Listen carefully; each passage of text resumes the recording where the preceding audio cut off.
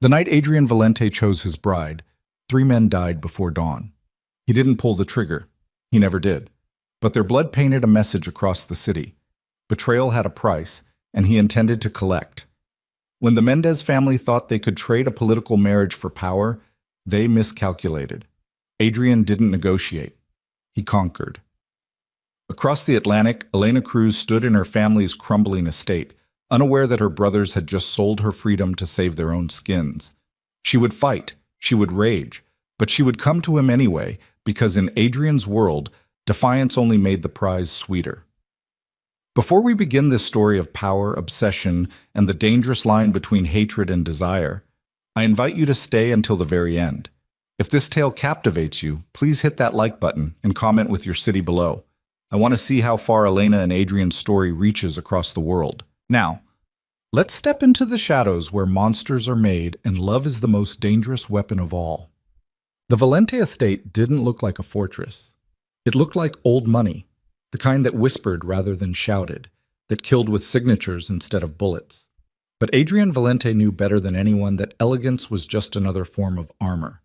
He stood in his study, a crystal tumbler of bourbon untouched in his hand, watching the city lights flicker through floor-to-ceiling windows. Below, New York pulsed with life, oblivious to the shift in power happening 40 stories above. His reflection stared back at him, sharp jaw, dark eyes that revealed nothing, the kind of face that made people look away instinctively. At 34, he'd built an empire that straddled the line between legitimate business and the underworld his grandfather had conquered decades ago. Tonight, that empire had nearly crumbled. "The bodies have been disposed of," Marco said from the doorway. His second-in-command, a man whose loyalty had been tested in blood more times than either of them could count. Clean, no traces. Adrian didn't turn. "The Mendez family?" "Scrambling. Rafael's been calling every hour. Wants to meet." "Let him wait." Adrian's voice carried the weight of absolute authority. Fear teaches better than conversation. Marco stepped into the room, closing the door behind him. "The alliance was crucial, Adrian. Without the marriage to unite the families, the marriage will happen." Adrian finally turned, and something in his expression made Marco pause. "Just not with Rafael's sister." "Then who?" Adrian smiled, a cold, calculated expression that never reached his eyes. "The Cruz girl. Elena." The name hung in the air like smoke.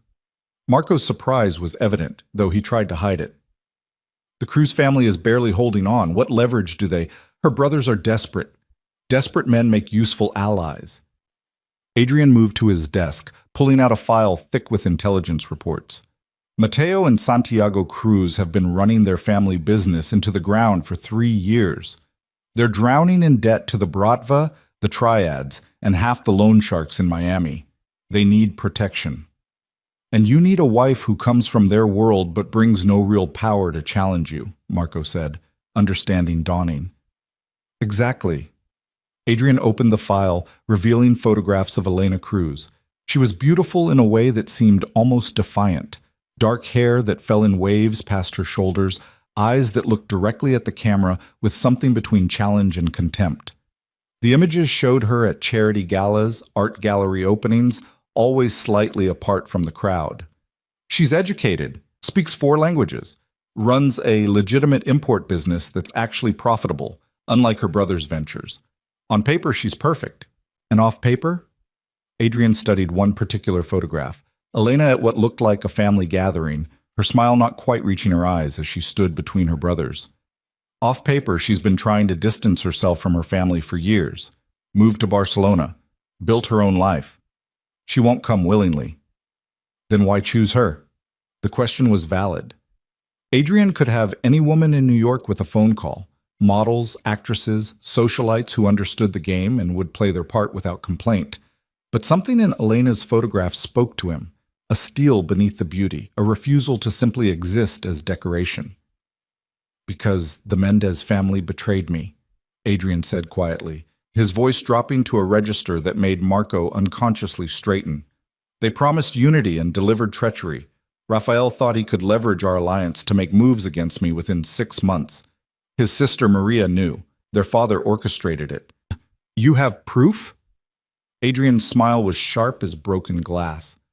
I have bodies. That's proof enough in our world. He closed the file with a decisive snap. The Mendez family wanted to use marriage as a weapon. So will I. But I'll forge my own alloy. The Cruz brothers get protection, their debts cleared, and legitimacy through connection to my empire. I get a wife with no divided loyalties and send a message to every family from here to Sicily. Cross me, and I'll take everything you thought was yours. Marco nodded slowly. When do we approach them? We don't. Adrian moved back to the window, watching an ambulance weave through traffic below, its lights silent from this height. We let them come to us. Santiago Cruz is 3 weeks from defaulting on a loan that will cost him his kneecaps if he's lucky, his life if he's not. When he's desperate enough, when he's exhausted every other option, someone will whisper my name. Someone will suggest the unthinkable, that Adrian Valente might be interested in an arrangement. And if Elena refuses? Adrian's reflection in the glass showed no emotion. Her refusal is already priced in. She'll fight, she'll rage, she'll hate me with every fiber of her being. He paused, something almost like anticipation flickering in his chest. That's precisely the point. I don't need another empty socialite who sees me as a meal ticket. I need someone strong enough to stand beside me when the next war comes. And it will come, Marco. The Mendez family won't accept this insult quietly. You're courting war to prevent war? I'm courting dominance. Adrian turned, his eyes hard. In 3 months, I want every family in North America to understand that challenging me doesn't just fail. It costs you everything you value most.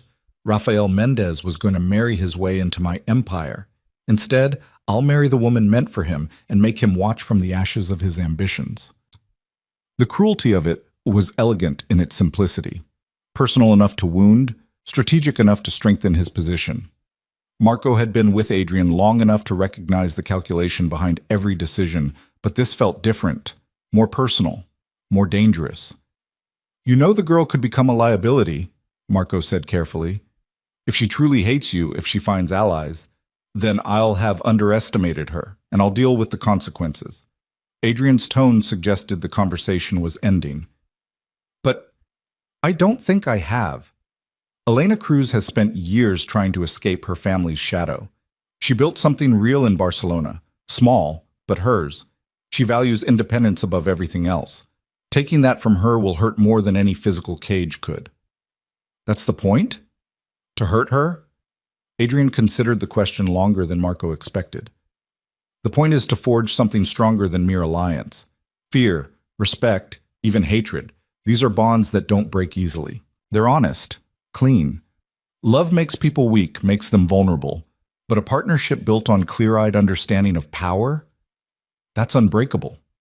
What Adrian didn't say, what he barely admitted to himself as he stared at Elena's photograph one more time before closing it in his desk drawer, was that something about her defiant gaze called to a part of him he'd buried years ago. The part that remembered being 17 and powerless, watching his father die from a betrayal he couldn't prevent. The part that understood what it meant to be caged by family, by expectation, by a world that saw you as a piece to be moved rather than a person with agency.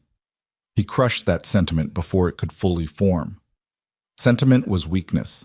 Elena Cruz was strategy. Nothing more. Make the calls, he told Marco. Quiet ones. Let it be known that I'm interested in expanding my connections to Miami. Plant the seeds. When Santiago comes crawling, I want him to think it was his idea. Marco left without another word, leaving Adrian alone with the city lights and his bourbon. He finally took a sip, letting the burn ground him in the present. Somewhere across the Atlantic, Elena Cruz was living her last days of freedom. She didn't know it yet, but her life had just been bought and sold in a conversation she wasn't part of.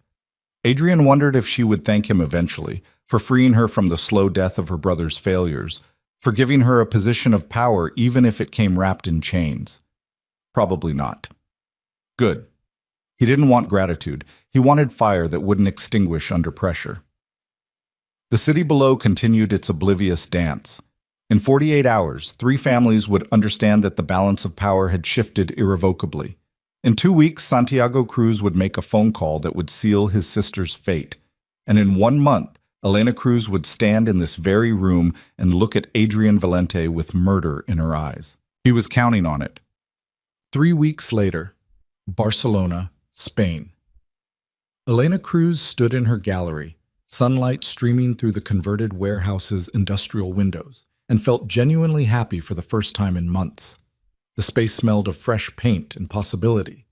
White walls waiting for the emerging artists she'd been cultivating. Polished concrete floors that echoed with potential rather than emptiness. The installation pieces should arrive tomorrow, her assistant, Sophia, said, checking her tablet. And we have confirmations from all 3 of the artists you wanted for the opening. This is really happening, Elena. It was really happening. After 3 years of building her import business to the point of stability, Elena had finally saved enough to pursue her actual passion, creating a space for Latin American artists who struggled to break into European markets. The gallery wasn't large, wasn't in the most fashionable district, but it was hers. Every euro she'd invested came from her own work, untainted by her family's increasingly questionable business dealings. Her phone buzzed. Mateo. Again. Elena ignored it, as she'd been ignoring her older brother's calls for the past week. Whatever crisis had befallen the Cruz family empire this time, she wasn't interested. She'd made that clear when she'd moved to Barcelona, when she'd started using her mother's maiden name for her business, when she'd stopped attending the obligatory family gatherings that always felt more like hostile board meetings than reunions. Sophia's expression shifted to concern. You should probably... No. Elena's tone was gentle but firm. I'm done being my brother's solution to their problems. They made their choices. I made mine. But the phone kept buzzing, and when it finally stopped, it started again immediately, then again. The insistence of it sent a chill down Elena's spine, some instinct inherited from her father. The one who'd built the Cruz empire before Mateo and Santiago had started dismantling it through arrogance and poor decisions. I'll be right back, Elena said, stepping into her office and closing the door. She answered on the next ring. Mateo, I'm working. Thank God.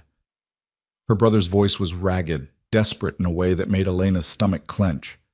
Elena, I need you to listen, please. Just listen. What happened? Despite everything, despite the distance she'd tried to create, family was still family, and Mateo sounded genuinely terrified.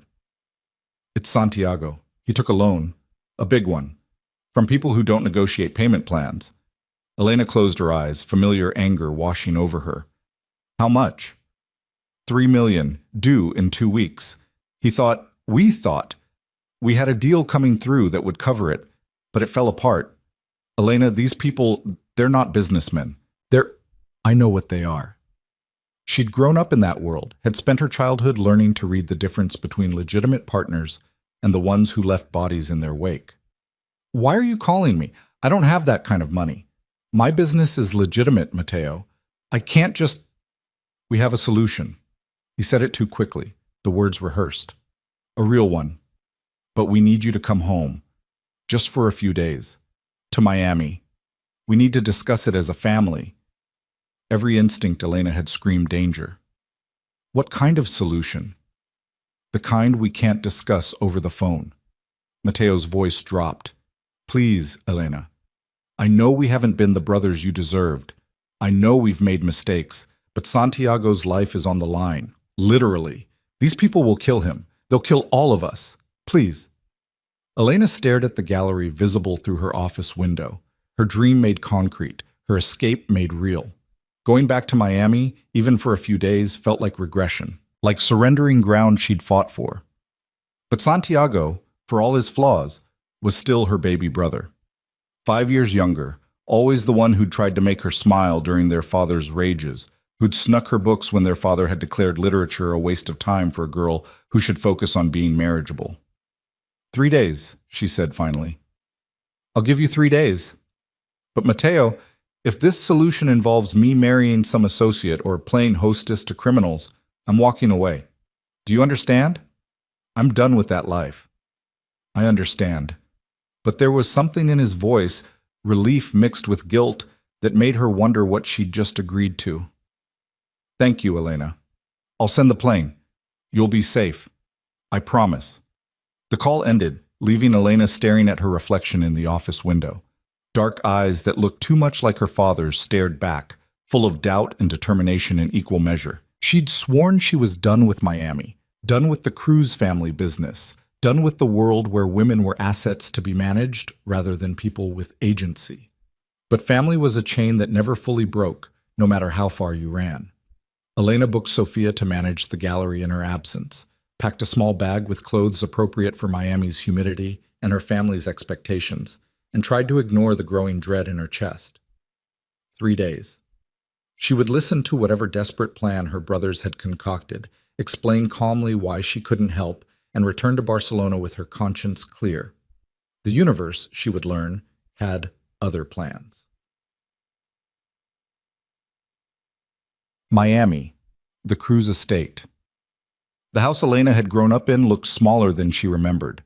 Or perhaps she'd just grown larger, more herself, less the frightened girl who'd walked these halls trying to be invisible. The Spanish colonial architecture seemed dated now, the grandeur faded at the edges like old photographs. Mateo met her at the door. Her oldest brother looked like he'd aged a decade in the 3 years since she'd seen him, new lines around his eyes, gray threading through his dark hair. He tried to hug her, but Elena kept it brief, professional. "Where's Santiago?" She asked. "Inside, with our guest." Mateo's expression was carefully neutral. "Elena, before you see him, I need you to understand—" "Who's here, Mateo?" He opened his mouth, closed it, then simply gestured toward the study. "It's better if you hear it from all of us." The dread that had been building since Barcelona crystallized into certainty. Whatever was happening, it was worse than she'd imagined. Elena followed her brother through the house, her heels clicking on tile that needed replacing, past furniture that had been expensive once but now just looked tired. The study door was open.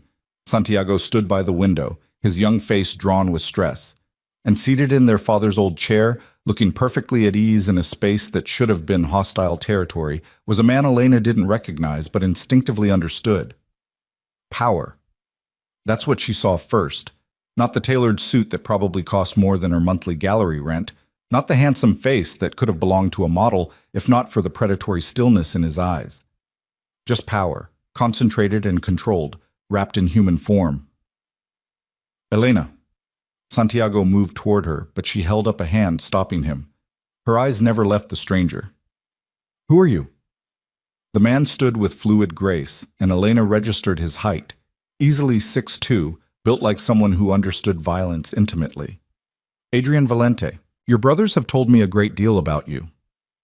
The name meant nothing to her, but the way Mateo and Santiago reacted, the way they seemed to shrink slightly in his presence, told her everything she needed to know.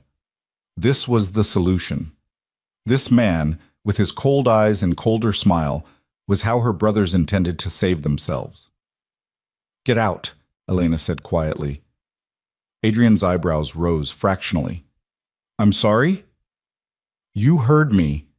She turned to her brothers, fury building in her chest like a wave. "Whatever deal you think you're making, whatever you've promised this man, I'm not part of it. I told you, Mateo. I'm done." "Elena, please," Santiago started. "No." Her voice cracked like a whip. "I came home because you said your life was in danger. I came because I'm not heartless enough to let you die for your stupidity, but I will not be sold like livestock to clean up your mess." "Sold?" Adrian spoke the word thoughtfully, as if tasting it. Such a crude term for what I'm proposing. Elena finally looked directly at him, meeting those dark eyes without flinching. "And what exactly are you proposing, Mr. Valente?" "A marriage." He said it simply, as if discussing a stock purchase. "Legal, binding, and beneficial to all parties involved. Your brothers receive protection, their debts cleared, and access to resources that will stabilize their business interests. You receive security, status, and everything you could want, within reason. Except freedom. Freedom is overrated." Adrian moved closer and Elena fought the urge to step back. "You've been running for 3 years, Elena. Running from your family, from your heritage, from the reality of who you are.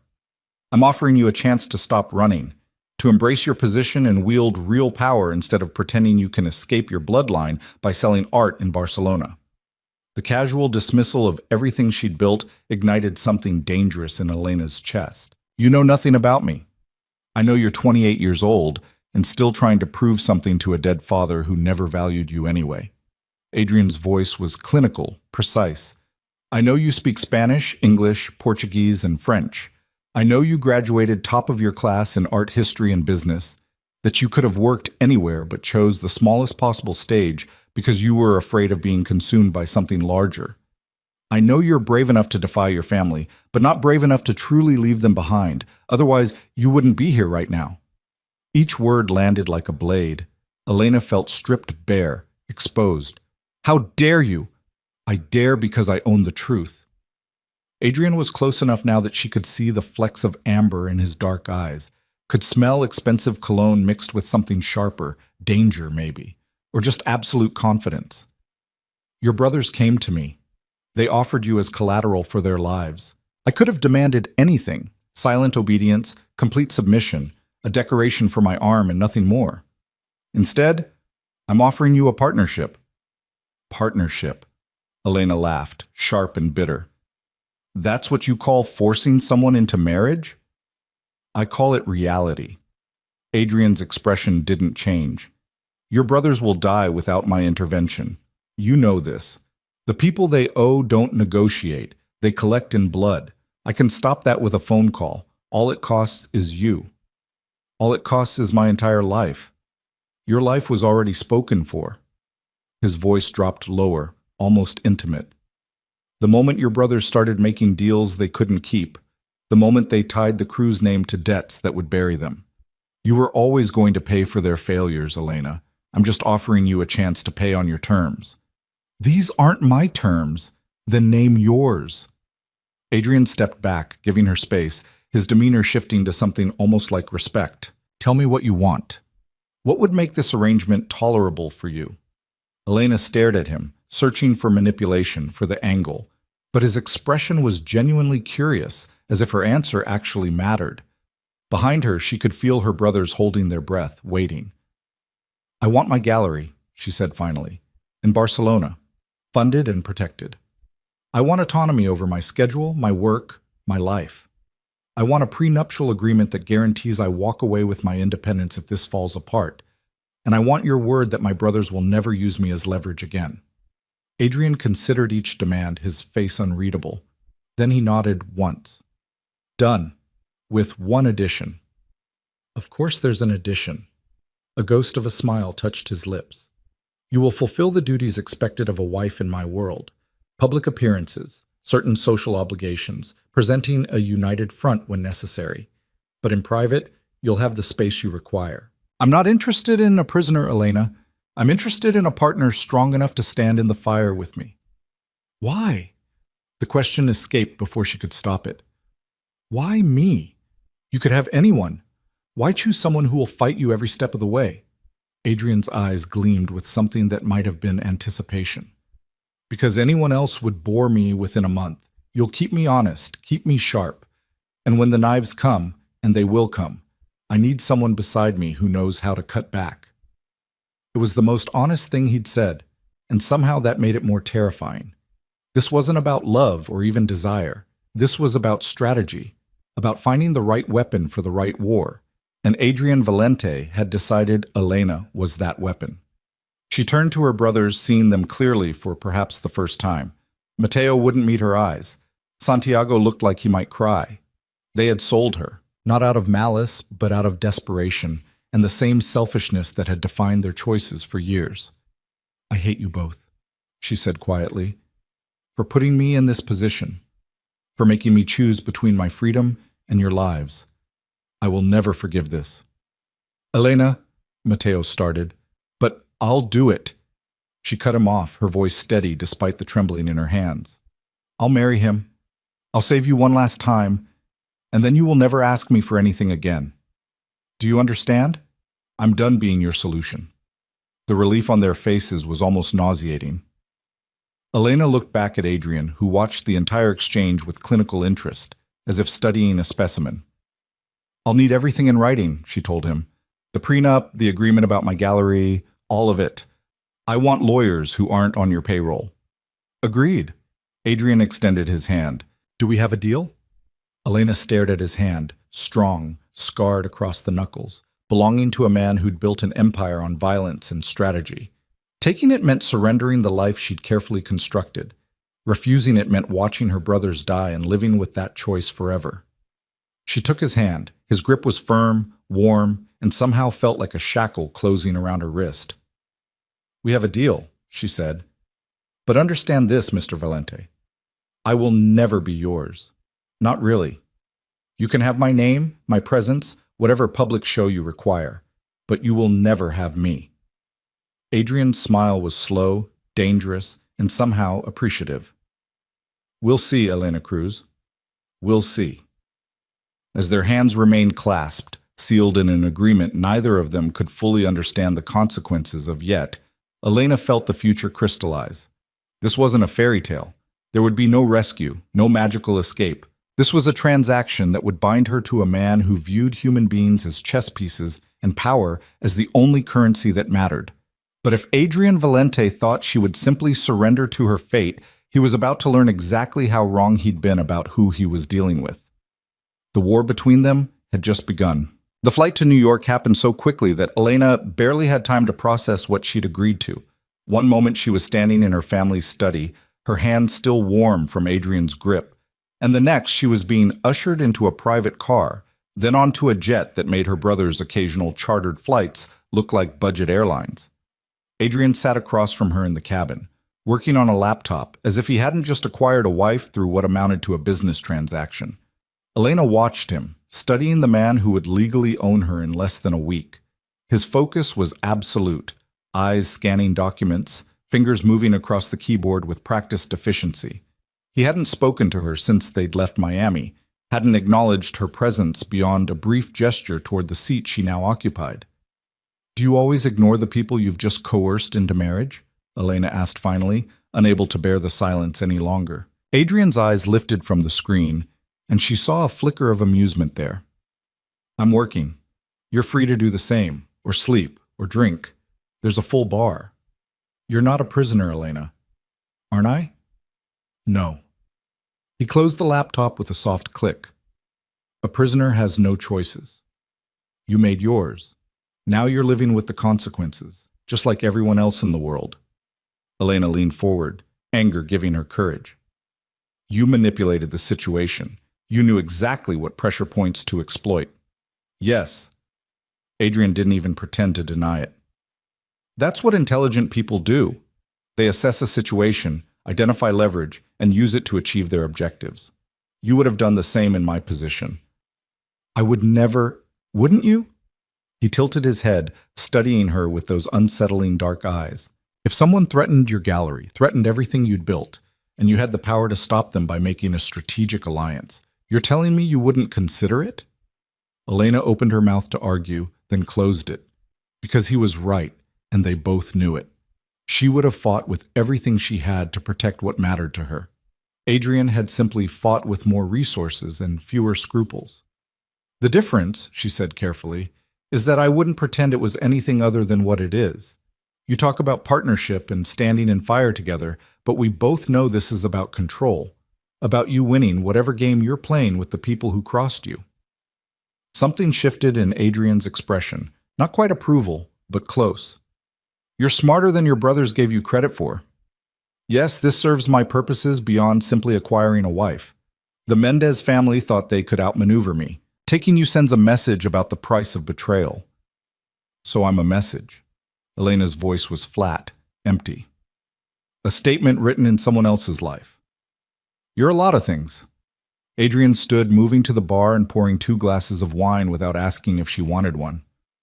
"A message, yes, but also a legitimate partner in building something larger than either of us individually. The families that matter will see our union as a consolidation of power between New York and Miami. They'll have to recalculate their positions, their alliances. That creates opportunities." He handed her a glass. Elena took it but didn't drink, watching as he settled into the seat beside her instead of across from her. Close enough that she could feel the heat of him, smell that expensive cologne mixed with something else. Leather, maybe? Or just the scent of controlled danger. "And what do I get from these opportunities?" she asked. "Besides the gallery you've already agreed to fund. Access." Adrian swirled his wine, eyes distant, as if seeing possibilities she couldn't yet imagine. You think you know the art world, Elena? You've been playing in the shallow end. The real collectors, the ones who shape culture and move markets, they exist in circles you couldn't touch from Barcelona. But as my wife, you'll have access to private collections that would make your gallery artists weep. You'll have the resources to do more than showcase emerging talent. You'll have the power to make or break careers. Elena hated that the offer tempted her, hated that part of her brain was already calculating what she could accomplish with that kind of access, that level of legitimacy. And all it costs is my soul. Your soul was already compromised the moment you were born a Cruz. Adrian's voice was matter-of-fact, not cruel.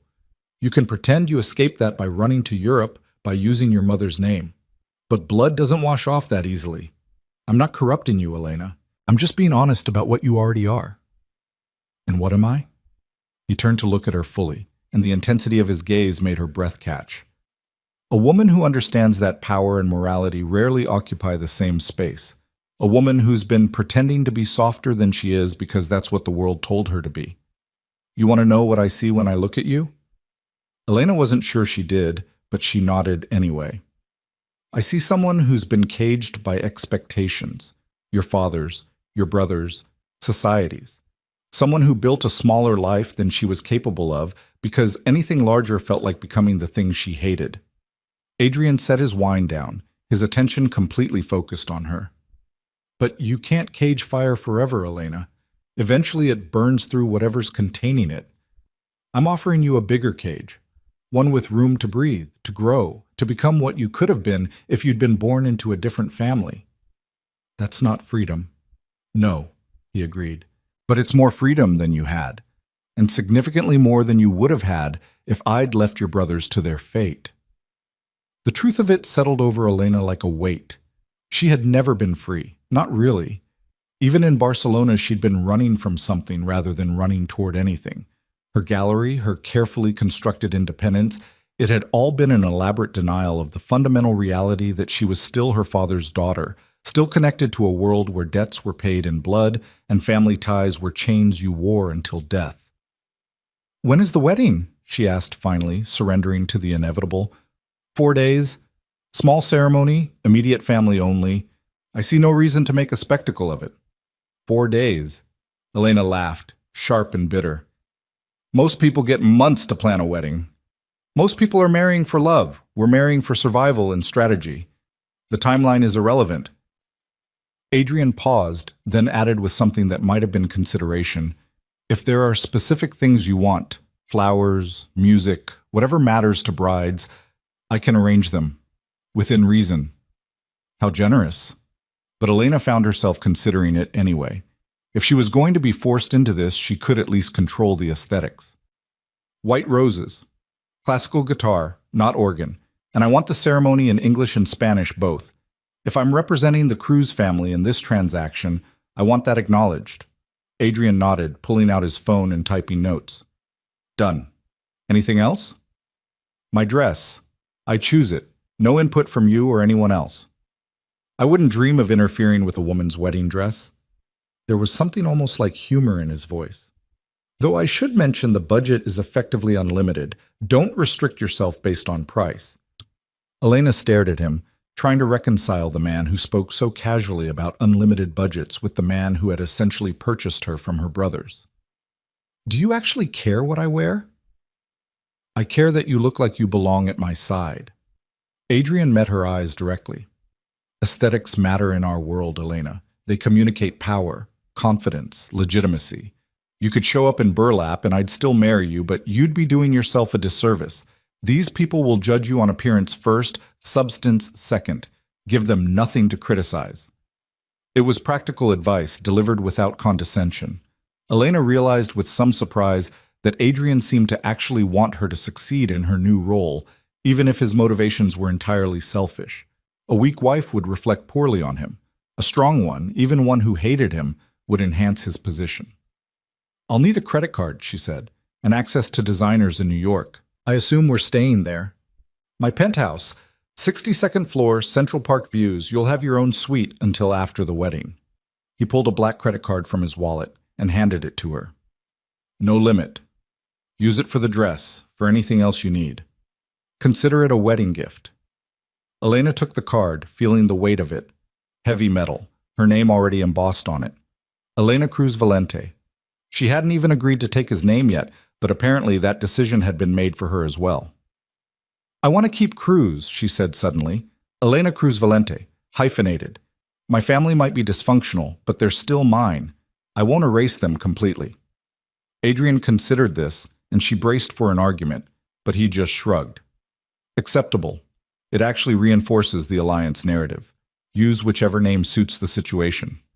The ease of his agreement surprised her. Elena had expected more fight, more demands for complete submission. Instead, Adrian seemed content to give ground on things that didn't directly threaten his control. It was a strategy, she realized. Let her win small battles so she'd be more compliant on larger ones. I won't share your bed, she said, testing how far his flexibility extended. Adrian's expression didn't change. After the wedding, we'll maintain the appearance of a normal marriage publicly. What happens privately is negotiable. I'm not interested in forcing intimacy where none exists. Then why marry at all?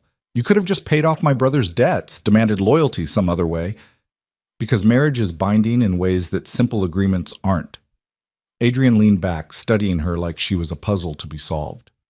It creates legal entanglements, shared interests, a public commitment that's difficult to break without consequences. Your brothers could have betrayed a business arrangement. They're significantly less likely to betray a blood connection through their sister. So I'm collateral. Your insurance. His correction was precise.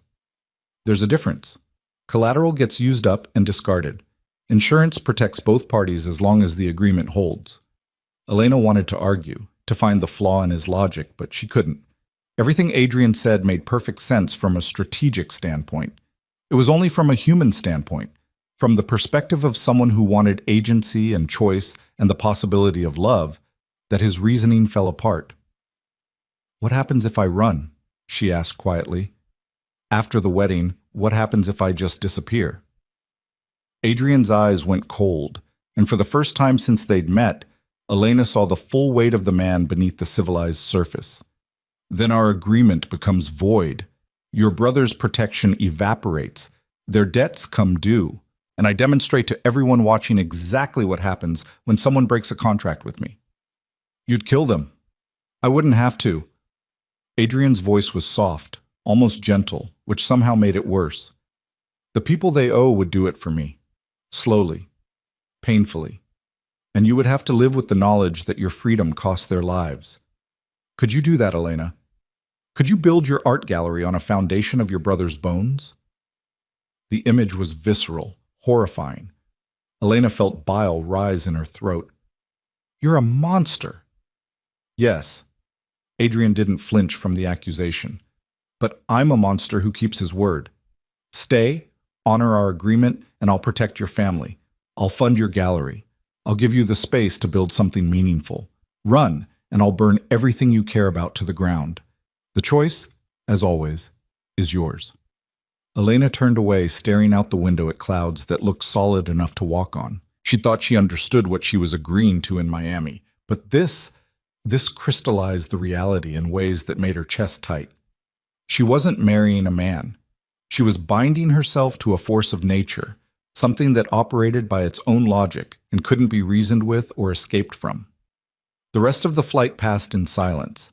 Adrian returned to his work, and Elena pretended to sleep, her mind racing through scenarios and possibilities. Every escape route she imagined ended with someone she loved paying the price. Every rebellion she could conceive came with consequences that extended beyond herself. By the time they landed in New York, Elena had accepted a fundamental truth. She was trapped. Not by physical chains or locked doors, but by something more insidious, responsibility, guilt, and the love she couldn't quite kill for brothers who'd betrayed her. The city that greeted them was nothing like Miami. New York moved faster, harder, with an energy that felt almost aggressive. Adrian's car met them at a private terminal, a sleek black SUV with windows tinted so dark Elena couldn't see out properly. The driver, a massive man with scars on his knuckles and eyes that never stopped moving, loaded their bags without a word. "That's Victor," Adrian said as they settled into the back seat. Head of my security team. Anything you need that I can't provide, he can. Elena glanced at Victor's reflection in the rearview mirror. He looked like he could snap her in half without breaking a sweat. I need a bodyguard? You need protection. Adrian's tone suggested there was a difference. You're about to become one of the most valuable targets in New York, Elena. Every enemy I've made, every rival looking for leverage, you represent opportunity. Victor and his team will keep you safe. How comforting. But Elena's sarcasm faltered as the reality sank in. She hadn't just agreed to marry Adrian Valente. She'd agreed to enter a world where her life had value only as a bargaining chip, where every interaction could be a threat. And if I want to go somewhere, the gallery, shopping, anywhere, you tell Victor. He coordinates with my schedule and the security team. If I clear it, you go. If I don't, you stay. Elena's hands clenched in her lap. So I am a prisoner. Adrian sighed, and for the first time he sounded almost tired. You're a woman entering a war zone, Elena. The rules aren't designed to control you. They're designed to keep you alive. Rafael Mendez isn't going to take our marriage quietly. His pride won't allow it. And there are others, families and organizations that will see our union as a shift in the balance of power. Some will want to ally with us. Others will want to test our strength. Until the dust settles, until everyone understands that touching you means dying, you need protection. And how long will that take? Months? Maybe a year. Adrian's expression was grim. Welcome to my world, Elena. It's not pretty, but it's honest. No one here pretends to be civilized. We're all just monsters wearing expensive suits. The penthouse, when they finally arrived, was everything Elena expected and nothing she wanted. 62nd floor, floor-to-ceiling windows overlooking Central Park, furniture that looked like it belonged in a museum. The space was beautiful in the way that glaciers were beautiful, cold, pristine, untouchable. Your suite is through there. Adrian gestured to a hallway. Bedroom, bathroom, walk-in closet, sitting room, everything you need. My suite is on the opposite side of the penthouse. We share the main living spaces, kitchen, dining room, the library. Elena walked through the indicated door and found herself in what amounted to a luxury apartment within the apartment. The bedroom alone was larger than her entire Barcelona flat. The bathroom had a tub big enough to swim in.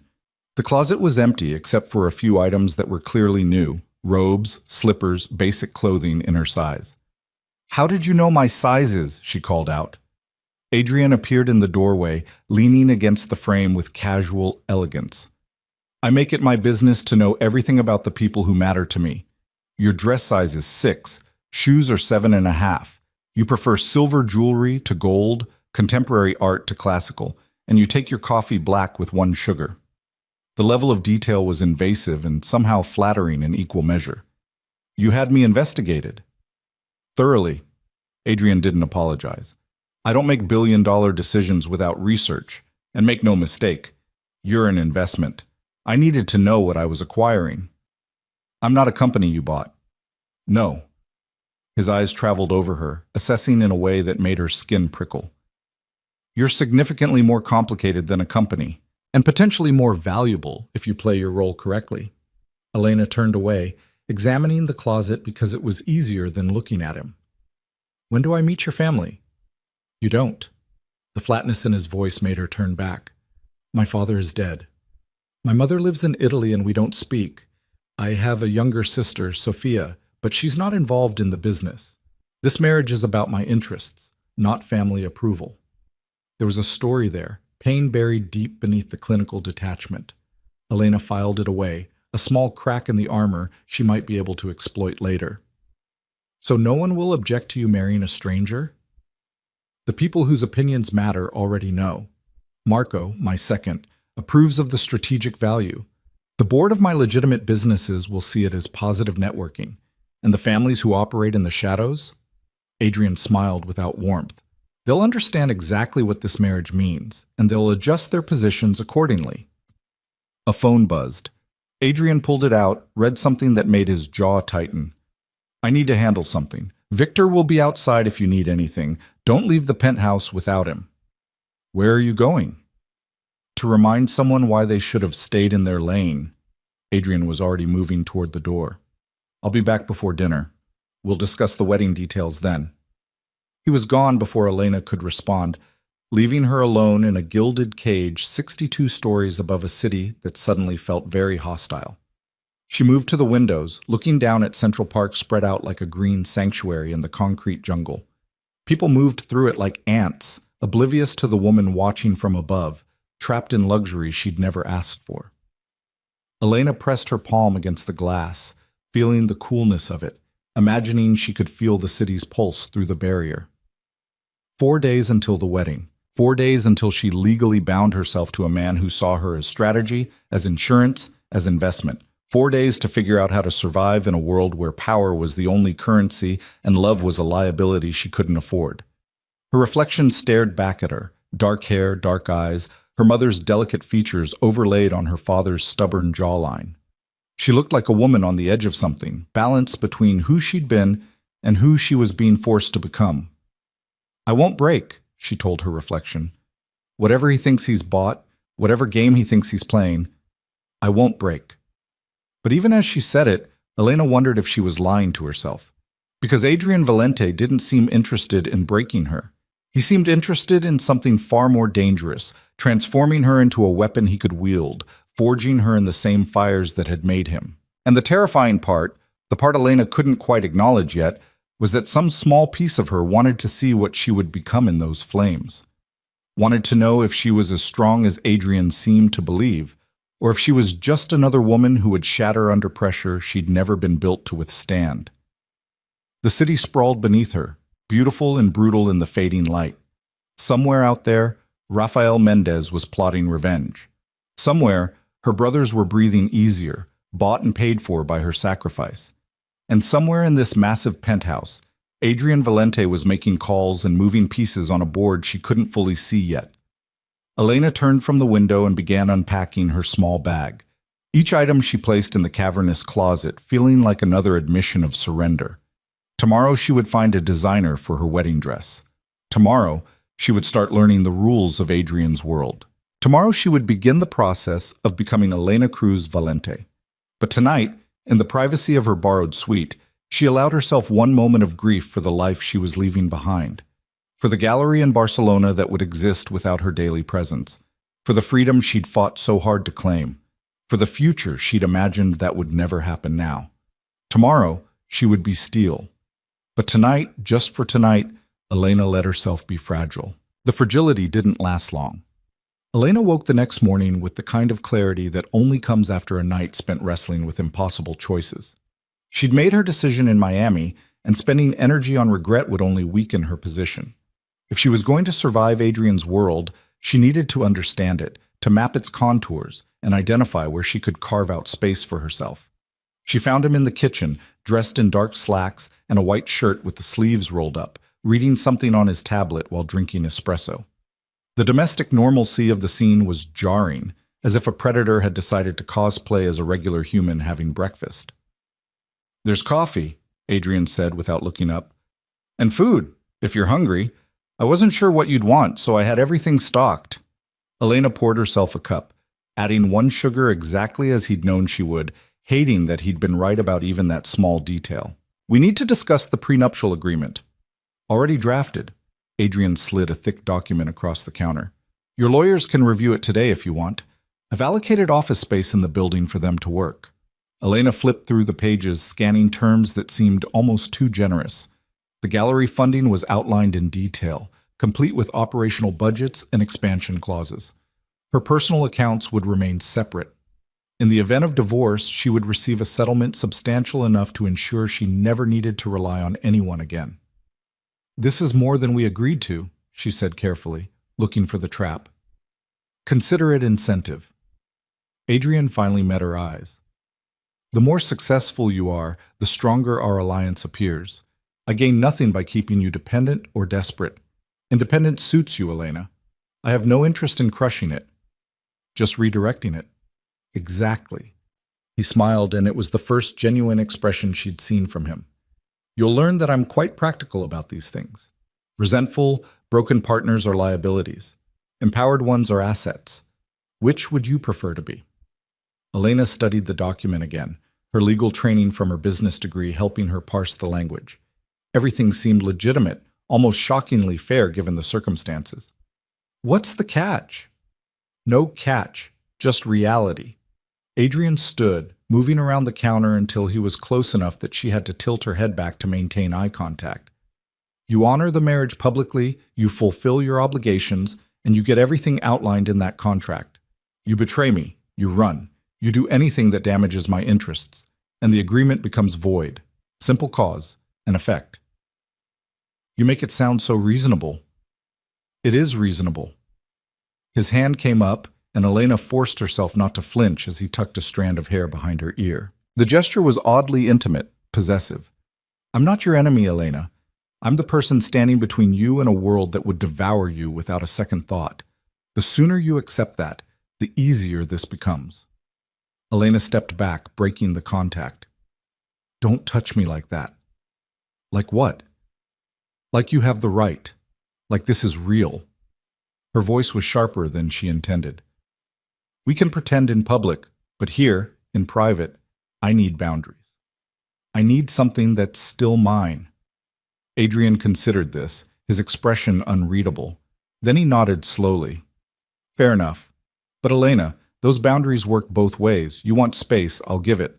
But when I need you to play your role, when I need you standing beside me looking like you chose to be there, I expect perfection. Can you do that? I survived 28 years in a world that wanted me to be decorative and silent. I think I can manage to smile on command. Good. Adrian checked his watch, a sleek piece that probably cost more than most cars. I have meetings all day. Victor will take you wherever you need to go for the dress. I've arranged appointments at 3 design houses. Use whichever one you prefer, or all 3 if you can't decide. The wedding planner will contact you this afternoon about the ceremony details. You hired a wedding planner for a marriage neither of us wants. I hired a wedding planner because I don't have time to coordinate flowers and music, and neither do you. Adrian grabbed his jacket from the back of a chair. Like I said, Elena, aesthetics matter. This wedding will be photographed, discussed, analyzed. We give them nothing to criticize. He was gone before she could respond, leaving Elena alone with her coffee and a prenuptial agreement that was somehow more disturbing for being fair than it would have been if it were exploitative. She spent the next hour reading every clause, every subclause, looking for hidden traps. But Adrian had been honest. The agreement protected both of them, outlined expectations clearly, and provided her with genuine financial security. It was the security that bothered her most, because it meant Adrian expected this to last, expected her to settle into this role and make it real. The prenup wasn't designed for a short-term arrangement. It was structured for a lifetime. Victor knocked precisely at 9. Mrs. Valente, the car is ready? It's Cruz, Elena corrected automatically. Or Cruz Valente, if you must. But not just Valente. Not yet. The big man's expression didn't change. Yes, ma'am. The car is ready when you are. The first design house was in Soho, all exposed brick and avant-garde aesthetics. The designer, a rail-thin woman named Margot, descended on Elena like a predator who'd spotted wounded prey. Adrian called personally, Margot said, circling Elena with an assessing eye that missed nothing. He said you have exquisite taste and complete autonomy over the design. That's rare for his type of arrangement. Elena heard the judgment in her voice, the assumption that she was just another trophy being polished for display. What exactly do you think you know about our arrangement? Margot had the grace to look slightly embarrassed. I apologize, that was inappropriate. Let's focus on making you the most beautiful bride in New York, shall we? They spent 2 hours looking at designs, discussing fabrics and cuts, and the silhouette Elena wanted to project. Margot was talented, her sketches translating Elena's vague ideas into concrete possibilities. But something felt off, too modern, too aggressive. These were dresses designed to make statements, and Elena wasn't sure what statement she wanted to make yet. The second design house was in Midtown, more traditional, all white marble and hushed reverence.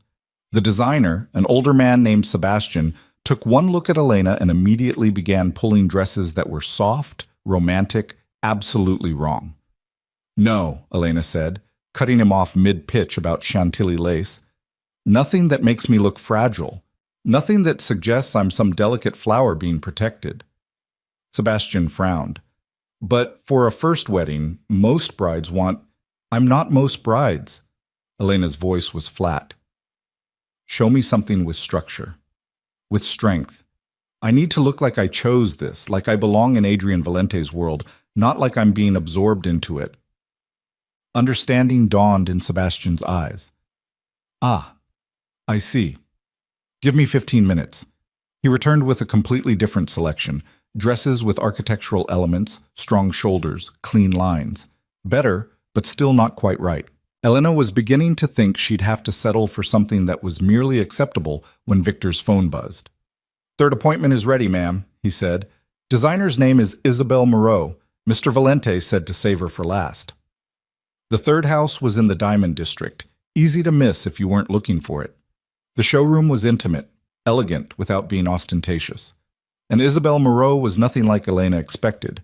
Mid-50s, sharp eyes, the kind of presence that commanded attention without demanding it. Elena Cruz, Isabel said, extending her hand. Adrian told me you would be interesting. He rarely calls in favors, so when he does, I pay attention. What exactly did he tell you? Isabel smiled. That you're marrying him out of necessity, not choice. That you are significantly stronger than you appear, and that you need a dress that allows you to wage war while looking like you're going to a wedding. Elena couldn't help the surprised laugh that escaped. He said that? Not in those exact words, but I've known Adrian since he was 17 years old, learning his father's business and hating every moment of it. I know how to translate his requests. Isabel gestured toward a seating area. Sit. Tell me who you are when no one is forcing you to be anything. It was the first time anyone had asked that question since Elena had agreed to this arrangement. She found herself talking about Barcelona, about her gallery, about the art she loved, and the life she'd built before her brothers had destroyed it. Isabel listened without interrupting, occasionally making notes on a sketchpad. You're mourning, Isabel said finally. Not just the life you lost, but the version of yourself you thought you could become. This dress needs to honor that grief, while also celebrating the woman you're choosing to be now. I'm not choosing anything. Aren't you? Isabel's gaze was penetrating. You could have said no in Miami. You could have let your brothers face the consequences of their choices. But you didn't. You chose to sacrifice yourself to save them. That's not weakness, Elena. That's the most powerful choice you could have made. Now you need to own it. The words hit harder than they should have.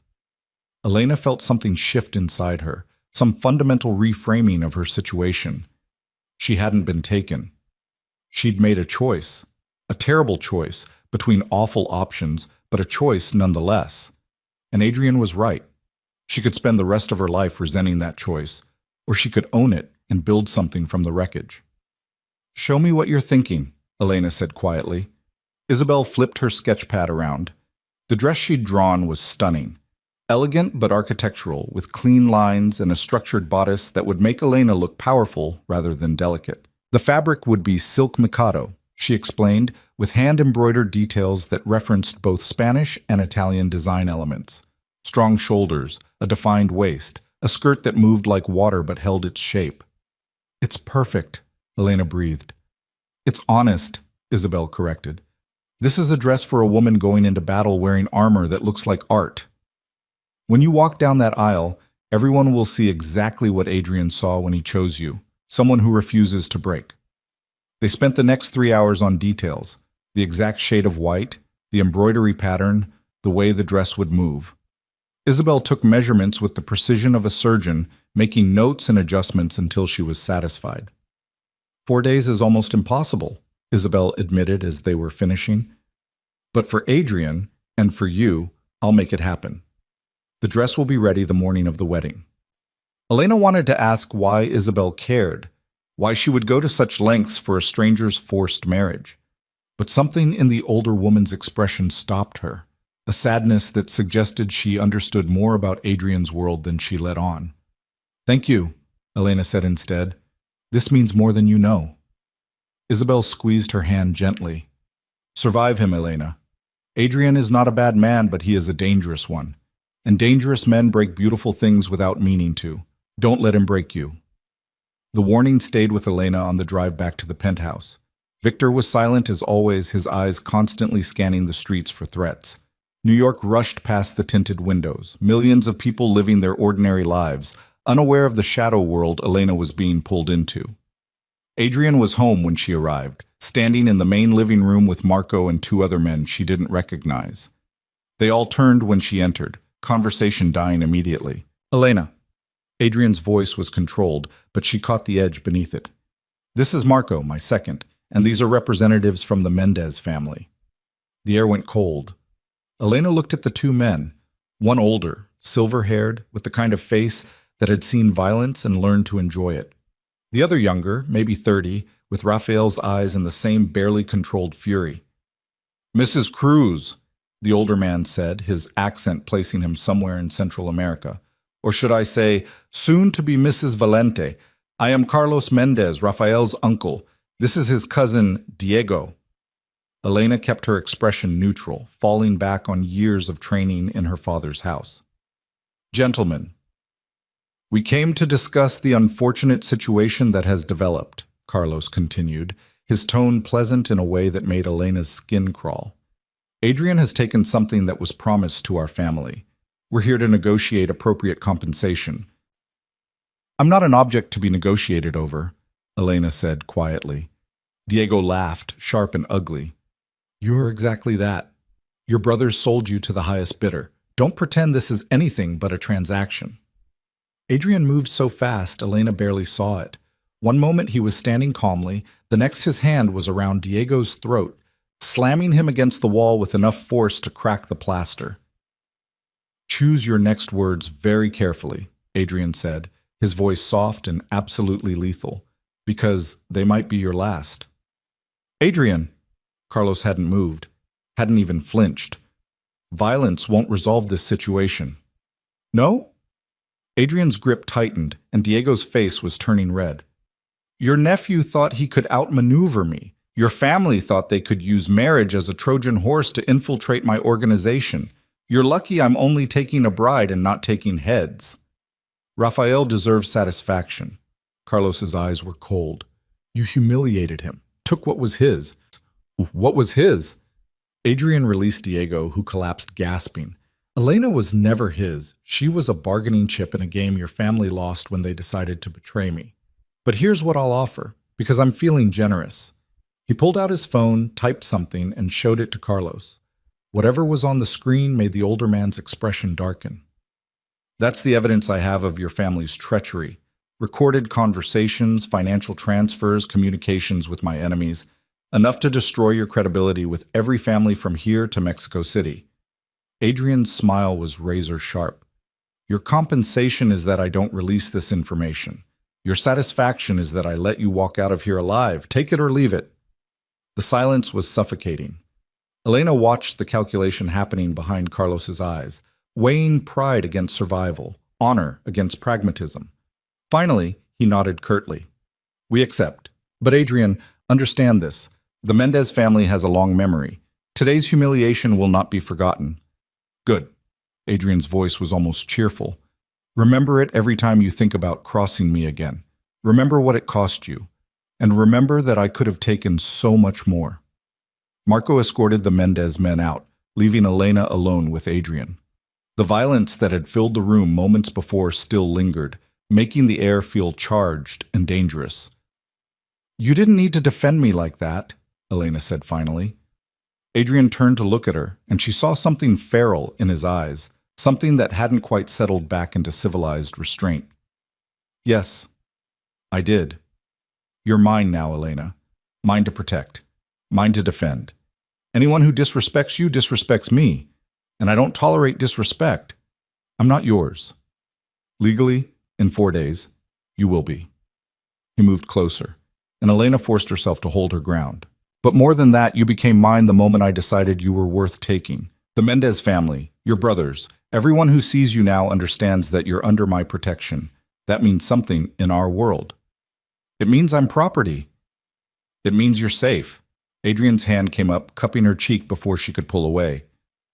"Do you understand what would have happened if I hadn't claimed you? Your brothers would have sold you to someone else.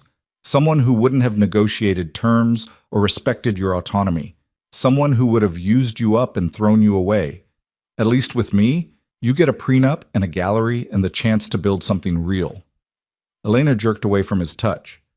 Don't pretend you did this for my benefit. I didn't. I did it for mine. But that doesn't make it less true. Adrian's expression shifted to something almost like frustration.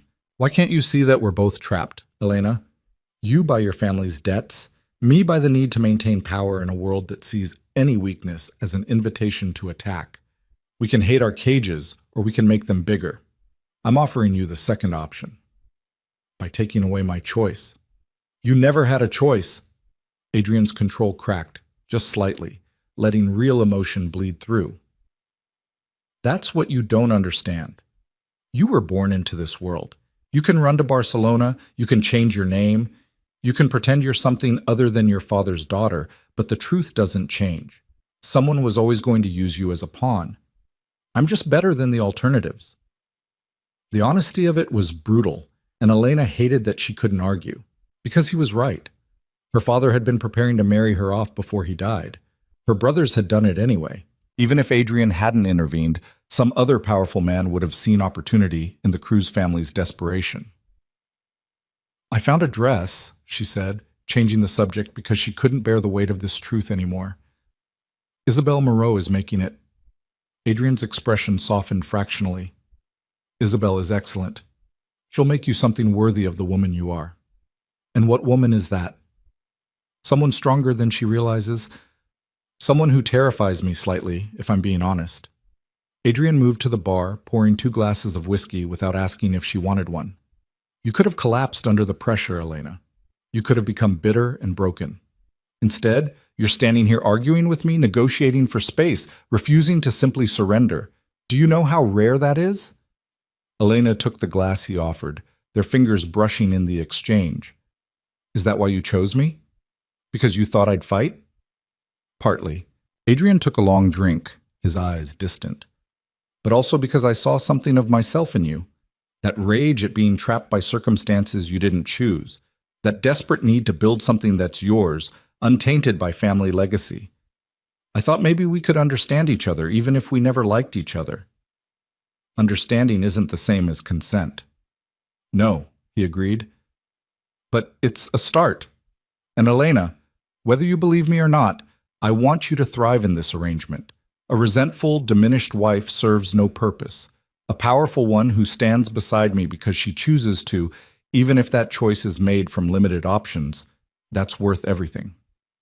Elena studied him, trying to reconcile the man who'd just threatened to kill someone for insulting her with the man now speaking about wanting her to thrive. Adrian Valente was a contradiction wrapped in expensive suits and lethal capability, and she was beginning to realize that understanding him might be the key to surviving him. The wedding planner called, she said. Everything is arranged. White roses, classical guitar, bilingual ceremony exactly as I requested. Good. Adrian's phone buzzed and he glanced at it with a frown. I need to handle something. Will you be all right here? Where else would I go? The question hung between them, highlighting the fundamental truth of her situation. She could leave the penthouse, could technically go anywhere in the city, but without Adrian's protection, without his name and resources, she would be vulnerable in ways she was only beginning to understand. I'll be back for dinner, Adrian said, already moving toward the door. We should probably eat together, start getting used to appearing as a couple. He left before Elena could argue, and she found herself alone again in the massive penthouse. She wandered through the space, examining the art on the walls, real pieces, museum quality, chosen with care rather than just for investment value. Adrian had taste, she realized.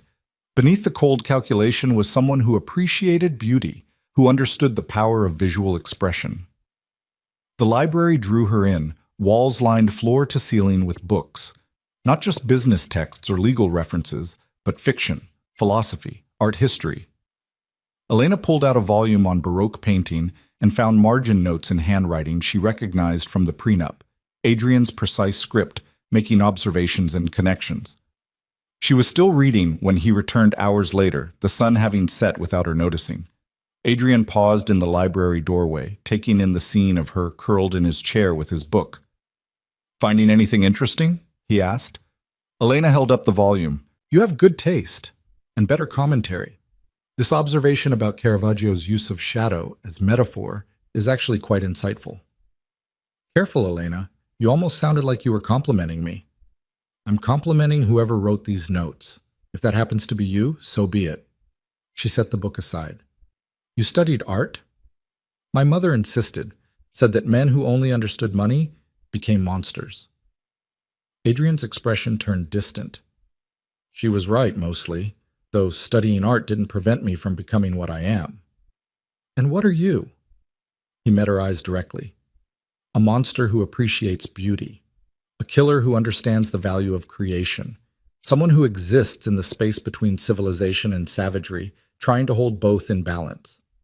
The honesty was disarming. Elena found herself seeing Adrian differently, not just as the man who'd taken her freedom, but as someone equally trapped by circumstances and choices that predated both of them. Dinner? He offered, extending his hand. Elena hesitated, then took it. His grip was warm, steady, and for just a moment she let herself imagine that this could be something other than a strategic arrangement, that the man who loved Caravaggio and protected her from insults could be someone she might choose, given different circumstances. But circumstances were what they were. And in 3 days, Elena would walk down an aisle toward a future she couldn't quite see yet, bound to a man who saw her as investment and asset, and perhaps, underneath it all, as something almost like an equal. The thought should have terrified her. Instead, as they sat down to dinner and Adrian asked her opinion on the Barcelona art scene, Elena felt something she hadn't expected, curiosity about what they might become to each other, given time and the pressure of surviving in a world that wanted to destroy them both. It wasn't hope exactly, but it was something close enough to matter. The next 2 days passed in a blur of preparations that felt surreal in their normalcy. Wedding planners came and went, florists presented arrangements, musicians sent recordings for approval. Elena found herself making decisions about a ceremony that should have been joyful, but instead felt like choreographing her own elegant surrender. Adrian was absent more than present, handling what he vaguely referred to as business complications, with a tension in his shoulders that suggested the Mendez situation was far from resolved. But when he was there, during their now nightly dinners, something unexpected was developing between them. Not warmth exactly, but a kind of wary understanding. They talked about art, about the changing landscape of global power, about everything except the reality of what would happen after they spoke their vows. On the morning of the wedding, Elena woke to find a box on her sitting room table. Inside was a necklace, diamonds and sapphires arranged in a pattern that referenced both the Cruz family crest and something she didn't immediately recognize. The note was in Adrian's precise handwriting. These sapphires belong to my grandmother. The diamonds I had added to honor your family. You don't have to wear it, but I wanted you to have something that represented both of us, not just me claiming you. The choice, as always, is yours. Elena held the necklace up to the light, watching it catch and fracture the morning sun into 1,000 brilliant shards. The craftsmanship was extraordinary. The design thoughtful in a way that suggested Adrian had spent actual time considering what would matter to her. It was a peace offering wrapped in precious metals, an acknowledgement that this marriage was destroying something she valued even as it created something new. She was still holding it when Isabel arrived with the dress, accompanied by a small army of assistants who transformed Elena's suite into a makeshift salon. The designer took one look at Elena's face and immediately understood. He gave you jewelry, Isabel said, not quite a question. His grandmother's sapphires. Elena set the necklace down carefully. Modified to include my family's symbols. That sounds like Adrian. Grand gestures that are actually quite personal if you know how to read them. Isabel began unpacking the dress with reverent care. He's terrified, you know. Elena laughed without humor. Adrian Valente doesn't get terrified. He's the one who terrifies other people. He's terrified of failing you. Isabel's tone was matter of fact. I've known him since he was barely more than a boy, remember? I saw him after his father died, saw him build an empire from grief and rage. He's never let anyone close enough to fail. But you? You matter in a way that makes him vulnerable, and vulnerability is the one thing Adrian has spent his entire adult life avoiding. I'm a strategic acquisition. He said so himself. Yes, he would say that. Isabel smiled sadly. Because admitting that he chose you for reasons beyond strategy would mean acknowledging that he's human underneath all that armor. And Adrian stopped believing in his own humanity a long time ago. Before Elena could respond, the door opened and Sofia appeared, her assistant from Barcelona looking completely out of place in the elegant penthouse suite. Sofia? Elena was on her feet immediately. What are you doing here? Mr. Valente flew me in. Sofia's eyes were wide, taking in the opulence surrounding them. He said you might want someone from your real life here today. Someone who knows you as Elena Cruz, not Elena Valente. The thoughtfulness of it was almost painful. Elena felt her carefully constructed defenses crack slightly. Adrian kept doing this, kept showing glimpses of someone who saw her as a person rather than a possession, who understood what she was losing and tried in his own calculated way to soften the blow. Help me with the dress, Elena said, because she couldn't afford to fall apart right now. We have a wedding to get through. The dress was everything Isabel had promised. When Elena finally stood before the mirror, fully dressed with her hair swept up and minimal makeup that let her natural features speak, she barely recognized herself. The woman looking back wasn't the girl who'd fled to Barcelona or the daughter who'd been sold by her brothers. This woman looked like she could walk into a room full of dangerous men and emerge unscathed. This woman looked like she belonged beside Adrian Valente. The necklace, Sofia said softly, holding it up. It's perfect with the dress. Elena met Isabel's knowing gaze in the mirror. The designer nodded almost imperceptibly, confirming what Elena had already suspected. Adrian had seen the dress design, had commissioned the necklace specifically to complement it. Another grand gesture that was actually deeply personal. Put it on, Elena said finally, surrendering to the inevitability of it all. The weight of it around her neck felt like both a claim and a promise. She touched the sapphires gently, thinking of Adrian's grandmother, wondering what kind of woman she'd been, whether she'd chosen her fate or had it chosen for her. The ceremony was being held in the penthouse itself, transformed by the wedding planner into something intimate and elegant. White roses everywhere, their scent heavy in the air. Classical guitar playing softly from speakers hidden throughout the space. The guest list was tiny. Marco and a few of Adrian's key associates, Mateo and Santiago looking uncomfortable in their formal wear, and a handful of people Elena didn't recognize but who radiated the same controlled danger that surrounded Adrian. Victor appeared at her door precisely on time. Mr. Valente is ready when you are, ma'am. Elena took a final look at herself in the mirror. This was it. The moment where she stopped being just Elena Cruz and became something new, something she couldn't fully predict yet. She thought about running, about calling it off, about choosing her freedom over her brother's lives. But she'd already made that choice in Miami. Everything since then had just been learning to live with the consequences. I'm ready, she said, though she wasn't sure if it was true. The walk from her suite to the main living room felt like miles. Sofia and Isabel followed at a discreet distance, witnesses to this strange ceremony. When Elena finally emerged into the transformed space, everyone turned to look, but she only saw Adrian. He stood at the far end of the room, backlit by floor-to-ceiling windows that framed Central Park like a painting. He'd chosen a dark suit that was somehow both modern and timeless, and when his eyes found hers, something flashed across his face too quickly for her to identify. Appreciation, maybe, or satisfaction, or something more complicated that he immediately buried beneath his usual control. There was no aisle, no traditional processional. Elena simply walked toward him, each step feeling weighted with significance. Her brothers stood off to one side, and she couldn't even bring herself to look at them. This was their doing, their salvation purchased with her sacrifice. Adrian watched her approach with an intensity that made her acutely aware of every detail, the way the dress moved, the sound of her heels on hardwood, the sapphires cool against her skin. When she finally reached him, he extended his hand and she took it, feeling the warmth of his palm against hers. You look extraordinary, he said quietly, for her ears only. Isabel outdid herself. You've seen the design. Sketches don't do you justice. His thumb brushed across her knuckles, a gesture so subtle the others probably missed it. Thank you for wearing the necklace. It matches the dress. It would have been wasteful not to. Adrian's lips quirked in something that might have been a smile. Ever practical, Elena. I appreciate that about you. The officiant stepped forward, a judge Adrian had known for years, someone who understood the nature of this union and asked no uncomfortable questions. He began the ceremony in English, the traditional words taking on new weight given the circumstances. When it switched to Spanish for Elena's benefit, she felt something in her chest tighten. This was real. This was actually happening. Do you, Elena Maria Cruz, take this man to be your lawfully wedded husband, to have and to hold from this day forward, for better or worse, for richer or poorer, in sickness and in health, until death do you part?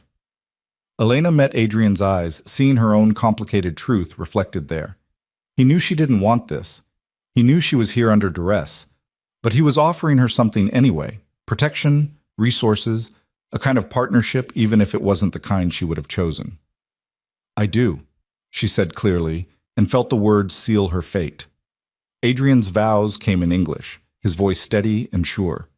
When he spoke the words, they sounded less like promises and more like declarations.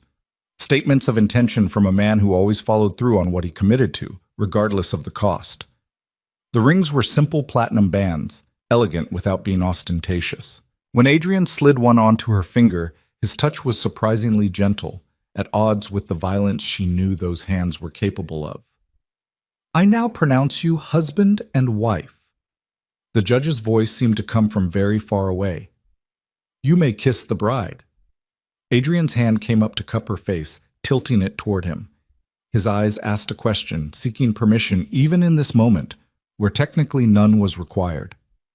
Elena gave the barest nod, and he leaned in slowly, giving her time to pull away if she wanted to. The kiss was soft, almost chaste, nothing like what she'd expected. His lips were warm against hers, the contact lasting only seconds before he pulled back.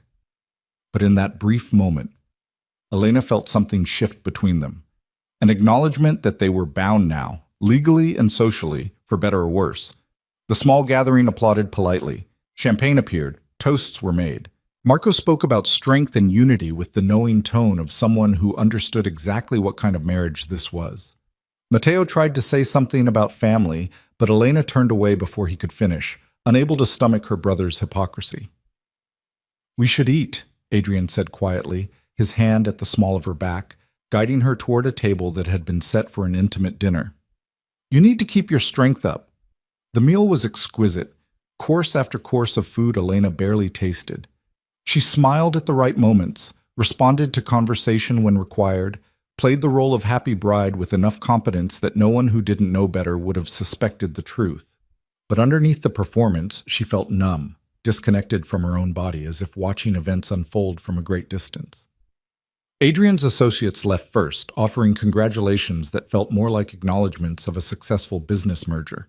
Then the others filtered out until only Sophia and Isabel remained, both women clearly reluctant to leave Elena alone with her new husband.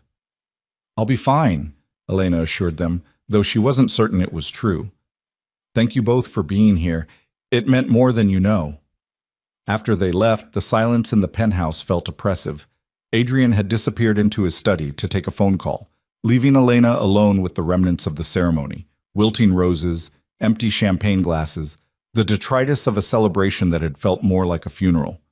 She found herself in the library again, drawn to the familiar comfort of books. Still wearing her wedding dress, she pulled out the Caravaggio volume and tried to lose herself in Adrian's margin notes, anything to avoid thinking about what happened next. You should change, Adrian said from the doorway. That dress is too beautiful to risk damaging. Elena looked up, finding him leaning against the frame, his jacket and tie discarded, shirt unbuttoned at the collar. He looked tired in a way she hadn't seen before, the careful control slipping enough to show the human beneath. What happens now? She asked. Now we live with our choices. Adrian moved into the room, pouring 2 glasses of whiskey from the bar cart. The marriage is legal. Your brothers are safe. Your gallery will receive its funding tomorrow, and you have a decision to make. What decision? He handed her a glass. Whether you spend the rest of your life hating me for this, or whether you find a way to make peace with reality and build something worth having from the wreckage. I can't make that choice for you, Elena. I can only tell you what I hope for. And what do you hope for? Adrian took a long drink before answering. I hope that someday you'll look at me and see a partner instead of a captor. I hope that the intelligence and fire I saw in your photographs translates into someone who challenges me, who makes me better than I would be alone. I hope that we find a way to exist together that doesn't destroy us both. That's a lot of hope for someone who claims to be practical about everything. Yes, he smiled without humor, which tells you how much I've already invested in this working. I don't hope for things, Elena. I plan, I calculate, I execute. But you make me hope, and I'm not sure if that's dangerous or the only thing that might save us both. Elena set her glass down carefully, processing his words. You're afraid. Terrified. Adrian's admission was so quiet she almost missed it. Of failing you. Of becoming my father. Of building an empire but losing my humanity in the process. You represent the possibility of something different, something that isn't just power and violence and endless strategic maneuvering. But I don't know how to be what you need, Elena. I only know how to be what I am. The vulnerability was stunning, completely at odds with the man who'd threatened to kill Diego Mendez 2 days ago. Elena found herself moving toward him without conscious decision, drawn by the rare glimpse of genuine emotion beneath his careful facade. Then don't try to be what I need, she said. Just be honest with me. Always, no matter how ugly the truth is. That's the only thing I require. That you never lie to me, never pretend this is something it's not. Adrian reached out slowly, giving her time to pull away, and drew her closer until they were standing inches apart. I can promise you that. Truth. Always. Even when it costs me. And I'll promise you the same. Elena looked up at him, seeing him clearly for perhaps the first time. Not a monster, not a savior, just a man trying to survive in a world that rewarded ruthlessness and punished weakness. I'll never pretend to feel something I don't, but I'll stand beside you when you need it. I'll play my role. And maybe if we're both very lucky, we'll find a way to make this bearable. Bearable. Adrian repeated the word as if tasting it. That's actually more than I expected. More than I deserve, probably. His hand came up to cup her face, thumb tracing along her cheekbone. Elena should have pulled away, should have maintained the boundaries she'd insisted on. But something had shifted during the ceremony, during this conversation.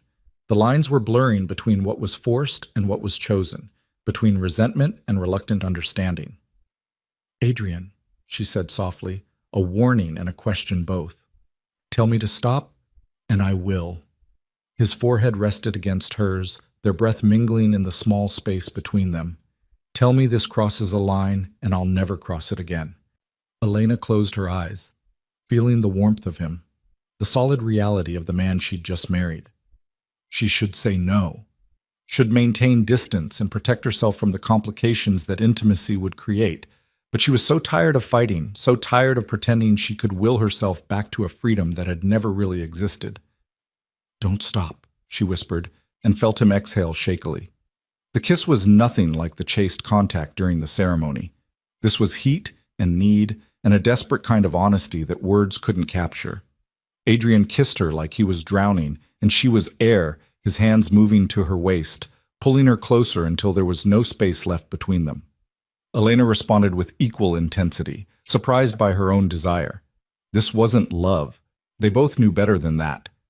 But it was real, this connection forged from impossible circumstances and unexpected understanding. Her hands found their way into his hair, and she heard him make a low sound of approval. When they finally broke apart, both breathing hard, Adrian's careful control was completely shattered. He looked young suddenly, vulnerable in a way that made Elena's chest ache. I need you to understand something, he said roughly. This changes nothing legally. The prenup stands. Your independence remains yours. But it changes everything else, and we both know it. I know. Elena's hands were still tangled in his shirt, unwilling to let go. I'm choosing this, Adrian. Not because you forced me, not because I have no other options, but because I'd rather face this new reality with you than against you.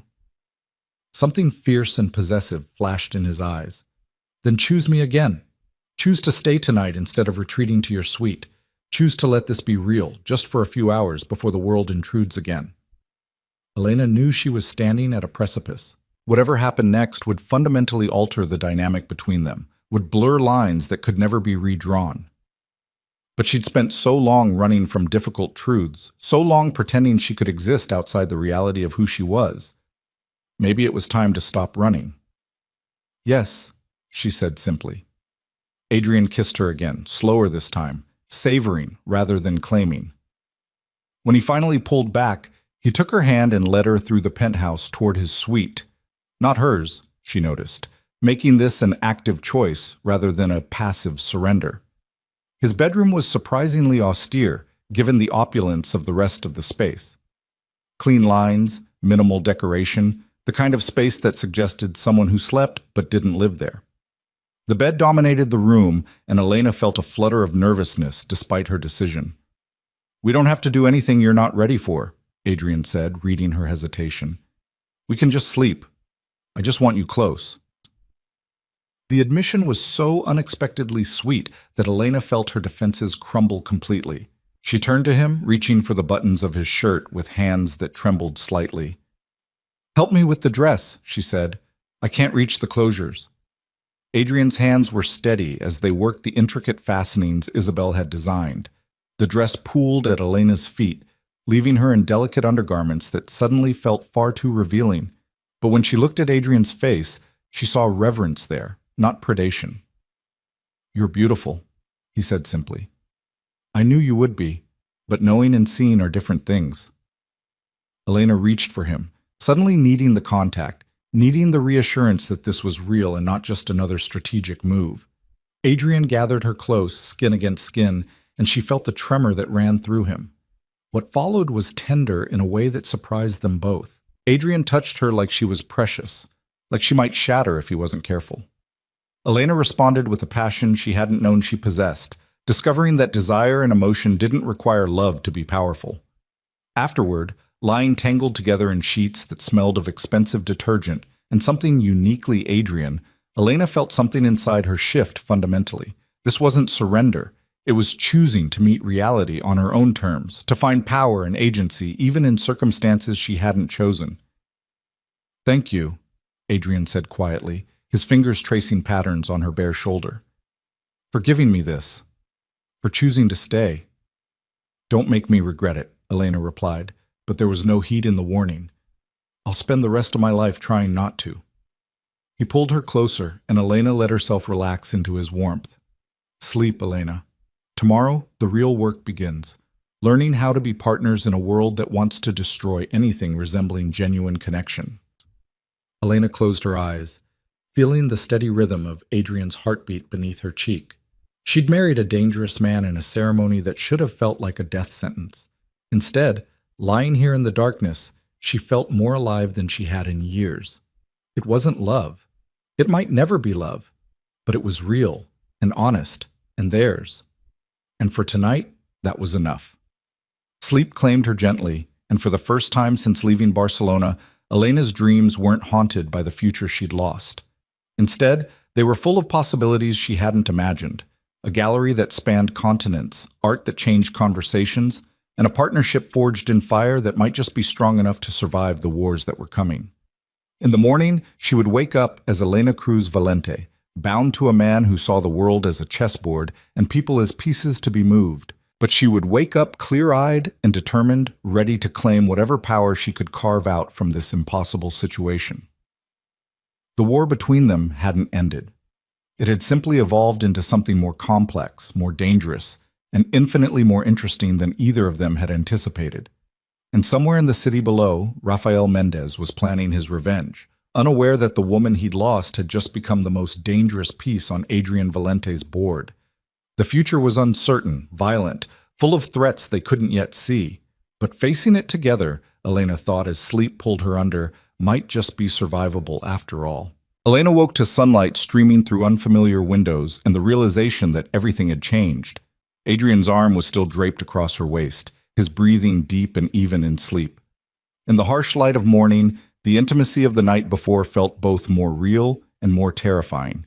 She'd crossed a line she couldn't uncross, had chosen connection over resistance in a way that complicated everything. She tried to slip out of bed without waking him, but his grip tightened immediately, pulling her back against his chest. "Running already?" His voice was rough with sleep, but there was amusement in it. "I need to think." "Think here." Adrian's lips brushed against her shoulder, a gesture of affection that felt dangerously natural. "We have approximately 2 hours before Marco arrives with the security briefing. Spend them with me." Elena turned in his arms, studying his face in the morning light.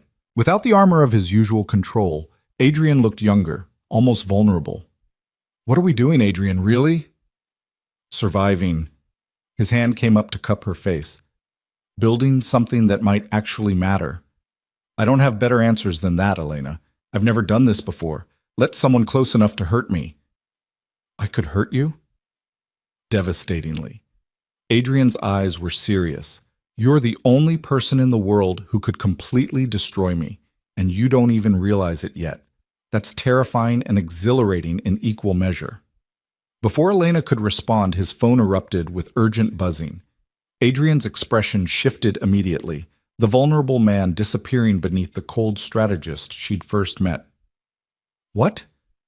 He answered with clipped authority, already sitting up. Elena watched his face darken as he listened. "When? How many?" "No, lock down everything. I'm on my way." He was out of bed before the call ended, moving with lethal efficiency as he dressed. "Elena, I need you to stay in the penthouse. Don't leave for any reason. Victor will be outside the door." "What's happened?" Adrian paused, and she saw him calculating how much to tell her. "Rafael Mendez made his move. There was an attack on one of my warehouses last night. 3 of my people are dead, another 5 injured. This is war now, and you're the most valuable target he has." Fear crystallized in Elena's chest. "He'll come for me." "Yes, which is why you stay here, where I can protect you." Adrian was already moving toward the door. "I need to handle this. Need to send a message that this aggression won't be tolerated. But Elena, I need you to trust me. Can you do that?"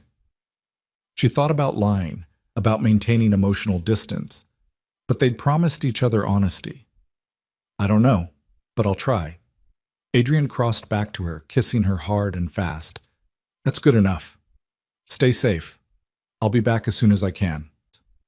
Then he was gone, and Elena was alone with the consequences of everything that had happened in the past week.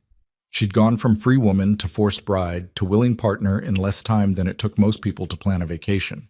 And now people were dying because of the choice Adrian had made to take her, because Rafael Mendez's pride demanded blood payment. The morning crawled by. Elena tried to distract herself with work, calling Sophia to discuss the gallery's progress, reviewing budgets and exhibition plans. But her mind kept returning to Adrian, to the warehouse attack, to the reality that her husband, that word still felt strange, was out there doing things she could barely imagine. Marco arrived around noon, his expression grim.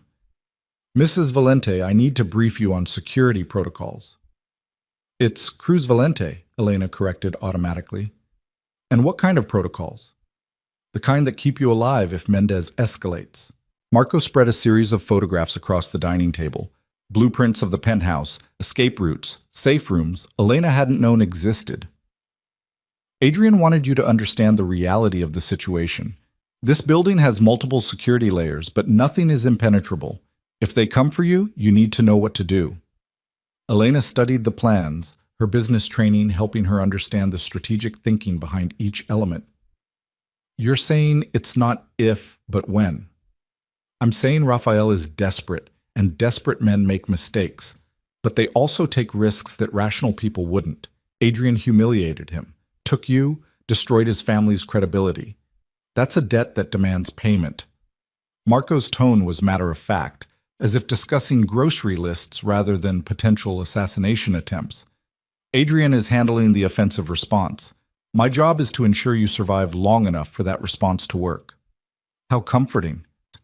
But Elena forced herself to focus, to absorb the information Marco was providing. Panic wouldn't help. Strategy would. They spent 2 hours going over scenarios, practicing routes, identifying what to do if various alarms triggered. By the time Marco left, Elena felt simultaneously more prepared and more terrified than before. Adrian didn't return until well after dark. When he finally walked through the door, Elena saw blood on his shirt cuff and something dangerous still lingering in his eyes. "Are you hurt?" She was on her feet immediately, moving toward him. "Not my blood." Adrian's voice was flat, empty in a way that suggested he'd done things he didn't want to discuss. "It's handled. Raphael knows the price of attacking what's mine." Elena reached for his hand, feeling the tension vibrating through him. "What did you do?" "What was necessary?" He met her eyes, and she saw the weight of it there, the violence, the choices, the parts of himself he'd warned her about. "I destroyed one of his primary revenue sources, sent a clear message that every attack on my interests will be met with disproportionate response. It's the only language his family understands." "Will it stop him?" "No." Adrian pulled away, moving to pour himself a drink with hands that trembled slightly. "It will make him more careful, more strategic. But Raphael won't stop until one of us is dead. His pride won't allow it. So I need to make sure I'm the one still standing when this ends." Elena watched him down the whiskey in one swallow, saw the man beneath the monster struggling with what he'd had to do. "Come here," she said softly. Adrian looked at her, surprise flickering across his face. "Elena, I know what you did. I know what you are." She extended her hand. "Come here anyway." He moved toward her like a man in a dream, letting her pull him close.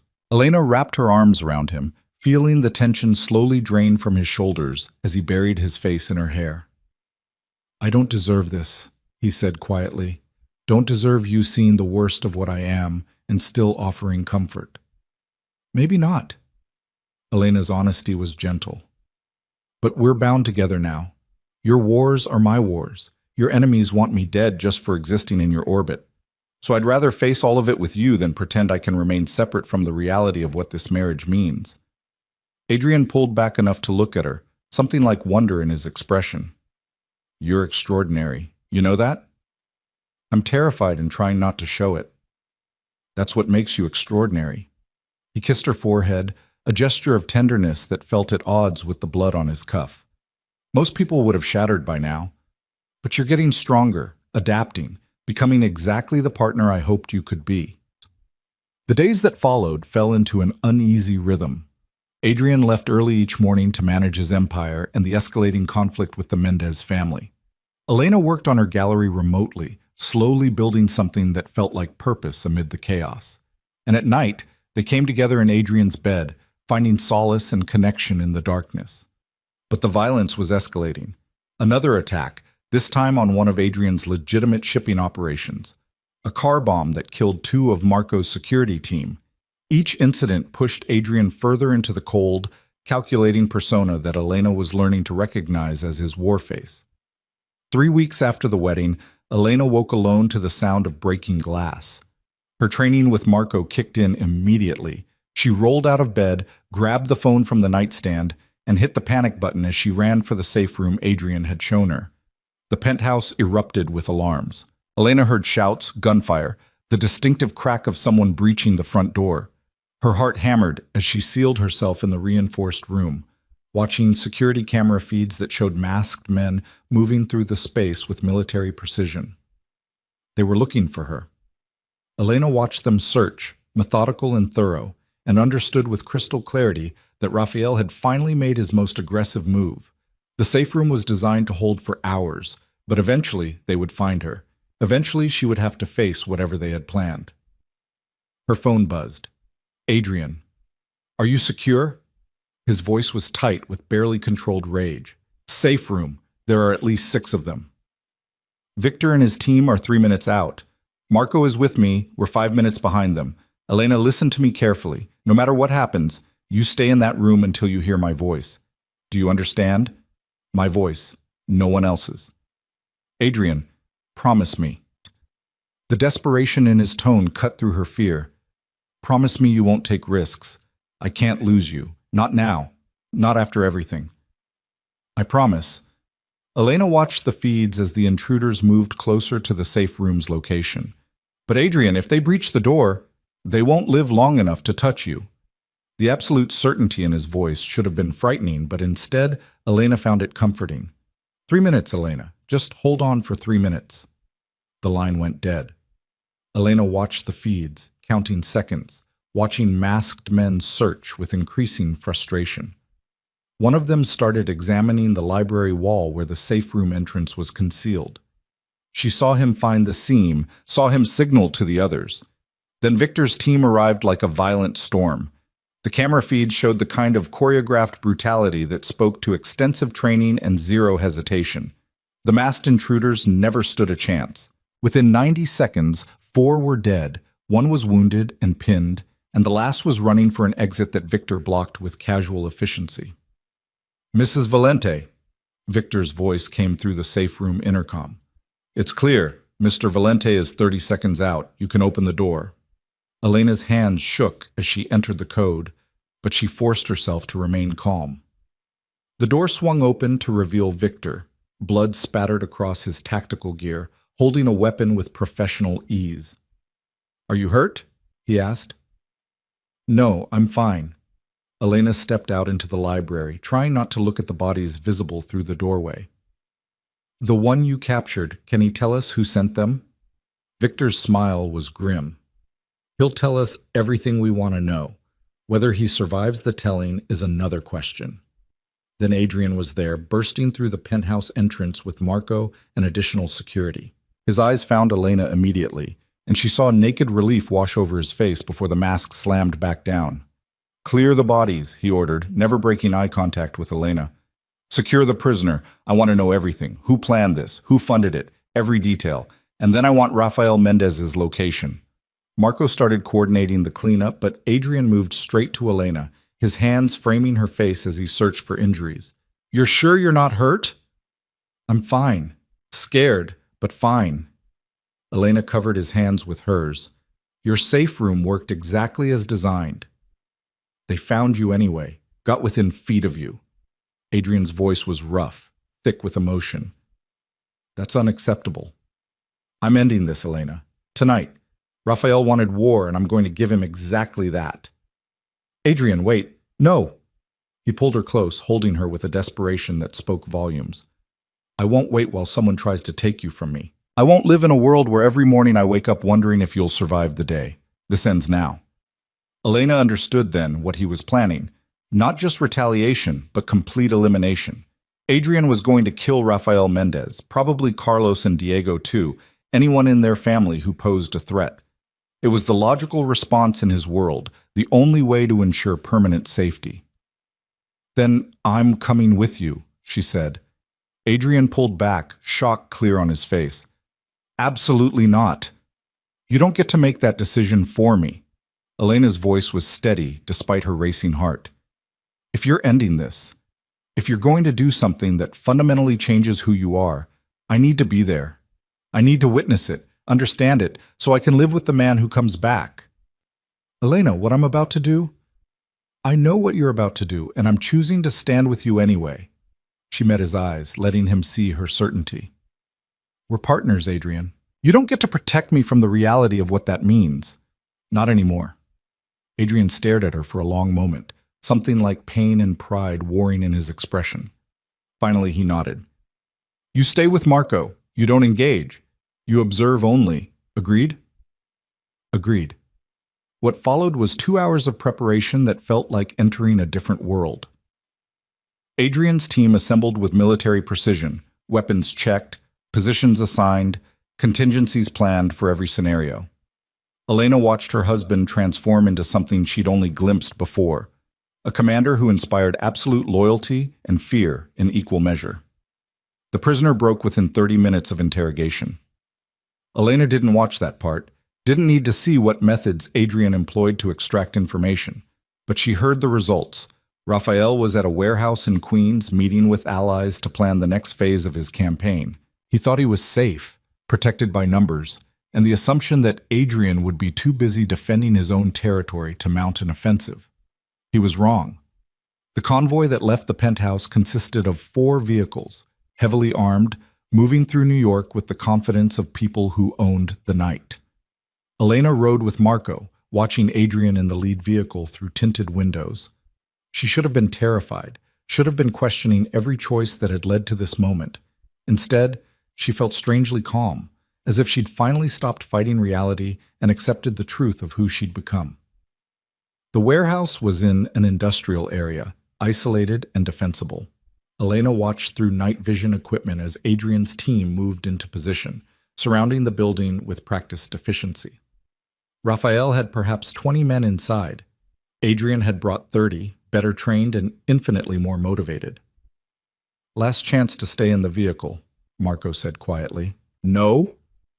Elena's jaw was set. "I need to see this." Marco handed her a Kevlar vest and earpiece. "Then you stay behind me. Always. If shooting starts, you hit the ground. Understood?" Elena nodded, pulling on the vest with hands that were steadier than she expected. When they exited the vehicle, the night air was cold against her face, carrying the scent of oil and rust and impending violence. Adrian appeared beside her, his expression carved from stone. "You don't have to do this." "Yes, I do." Elena reached for his hand, squeezing once. "End it, Adrian. End it so we can actually live." Something shifted in his eyes. Acceptance, maybe, or understanding that Elena was choosing to be his true partner in every sense. He kissed her hard, tasting of violence and desperate hope, then released her to Marco's protection. "Move in," Adrian ordered into his radio. What happened next was brutally efficient. Adrian's team breached the warehouse from multiple points, overwhelming Raphael's people with superior tactics and firepower. Elena heard gunfire, shouting, the distinctive sounds of close combat. Marco kept her back, positioned behind cover where she could see but not be seen. The fight lasted less than 10 minutes. Raphael's people were criminals, enforcers, dangerous men who knew violence. But Adrian's team were professionals, trained by military experience and loyal beyond question. The outcome was never really in doubt. When the shooting stopped, Adrian emerged from the warehouse, dragging Rafael Mendez by the collar. The man was bleeding from multiple wounds, his face a mask of rage and pain. Behind him, Victor and the others brought out the survivors, Carlos, Diego, and a handful of others who'd surrendered rather than die. "Elena," Adrian's voice was cold, commanding, "come here." She moved forward on legs that felt disconnected from her body, aware that everyone was watching, that this moment would define something fundamental about her role in Adrian's world. Raphael's eyes found hers, and she saw the hatred there, the humiliation of being defeated while she watched. "You chose wrong," he spat, blood flecking his lips. "He's a monster. You'll learn that eventually." "I already know what he is." Elena's voice was steady, clear. "And I chose him anyway. You lost, Raphael. Not because Adrian was stronger or smarter, but because you made this personal. You let pride override strategy, and that's why you're bleeding on your knees while I'm standing free." Adrian's hand found the small of her back, a gesture of possession and approval both. "You have one chance to end this," he told Raphael. "Swear an oath, binding your family to peace with mine. Accept permanent subordination to Valente interests. Or die here tonight, along with everyone who followed you into this stupidity." Raphael's face twisted with rage. "I'll never—" Carlos's voice cut through the night. "We accept." Raphael's head whipped around. "Uncle, you can't—" "I can, and I am." Carlos's tone was weary, defeated. "You did this, Raphael. Your pride, your need for revenge. Look at what it cost us. Look at our people dead because you couldn't accept reality." He turned to Adrian. "We swear the oath. The Mendez family acknowledges Valente supremacy. This war is over." Adrian studied Carlos for a long moment, assessing truth and sincerity.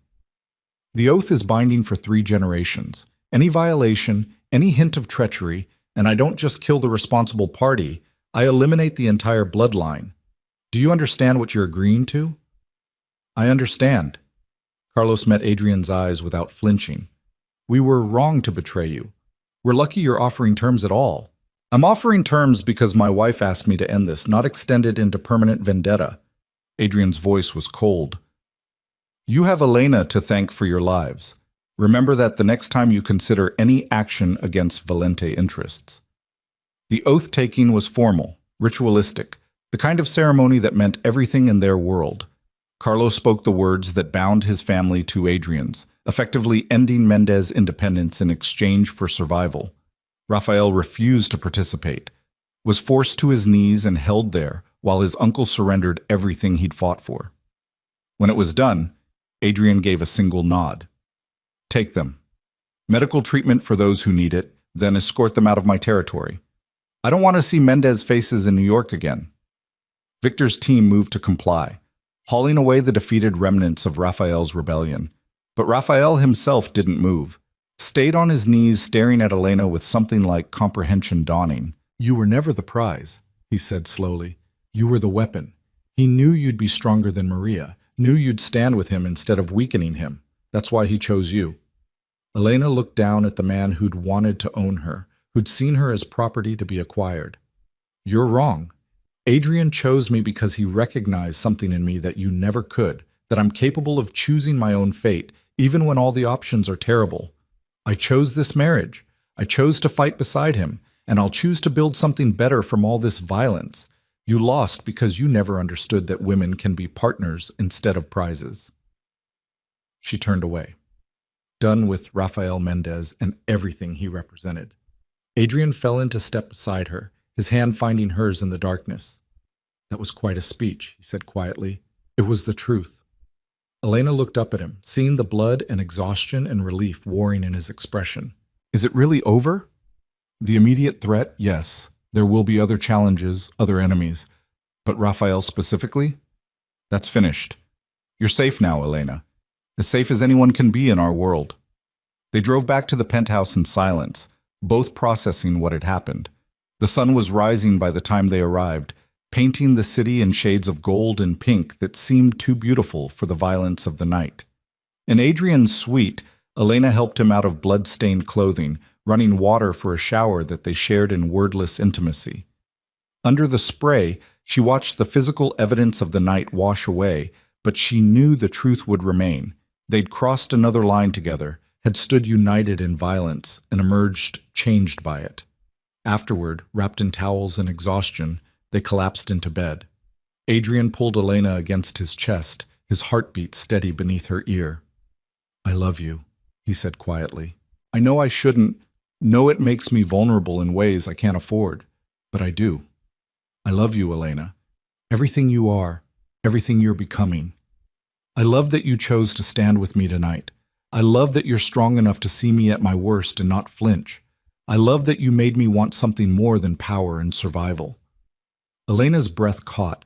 She'd known what she felt for Adrian was evolving, changing from resentment to understanding to something deeper. But hearing him say it first, hearing the vulnerability in his voice, crystallized everything she'd been afraid to acknowledge. I love you too, she said, the words feeling both impossible and inevitable. I don't know when it happened. Maybe that first night when you were honest about what you wanted from me. Maybe during our dinners when you showed me who you were beneath the monster. But Adrian, I love you. Not the man who bought me from my brothers, but the one who gave me space to choose who I wanted to become. Adrian's arms tightened around her. We're probably insane. Definitely insane. Elena smiled against his skin. Falling in love with the man who forced me into marriage, who exists in a world of violence I barely understand. But here we are anyway. Here we are, Adrian agreed. And Elena, I'm going to spend the rest of my life making sure you never regret choosing this. Choosing me. I know. She tilted her head up to kiss him, soft and sweet and full of promise. Because I'm going to do the same for you. They fell asleep as the city woke around them. Two people who'd found something improbable and precious in the wreckage of impossible circumstances. The future was still uncertain, still full of threats they couldn't predict. But they would face it together, partners in truth now, bound by choice as much as obligation. The gallery in Barcelona would become the first of many, Elena's vision expanding with Adrian's resources behind it. She would become a force in the art world, respected for her eye and her integrity, known as much for her own accomplishments as for being Adrian Valente's wife. Adrian would continue building his empire, but with Elena beside him, he would remember what he was building it for, not just power for its own sake, but the possibility of something better, something that honored the human beneath the monster. Their marriage would never be conventional. There would be challenges, conflicts, moments when the darkness of Adrian's world threatened to consume them both. But they had chosen each other with clear eyes and honest hearts, and that choice would sustain them through everything that followed. 5 years later, Elena would stand in a New York gallery she owned outright, watching Adrian move through a crowd of collectors and artists with the same lethal grace he'd always possessed. But when his eyes found hers across the room, they would soften in a way that only she ever saw. And she would remember that night in the warehouse, the moment she'd chosen to stand beside him, not because she had to, but because she wanted to. Love hadn't saved them. They'd saved themselves together by refusing to let circumstance define who they could become to each other. In a world built on violence and strategy, they'd carved out something genuine, something that grew stronger with each choice they made to honor the partnership they'd forged. The pact written in blood had become something more, a covenant of choice, of mutual respect, of two people who'd looked at their worst options and decided to build their best life from them. And in the end, that was worth more than any freedom Elena had imagined in Barcelona, more than any empire Adrian had built on his own. They had each other. They had truth. And they had a future they were writing together, one imperfect, beautiful, violent, tender day at a time. The story could have ended in tragedy, two people destroyed by circumstances beyond their control. Instead, it ended in transformation. The woman who'd been sold becoming the partner who chose to stay. The monster who'd claimed her learning to become the man who earned her love. In Adrian's world, that was as close to a happy ending as anyone could hope for. And for Elena and Adrian both, it was more than enough.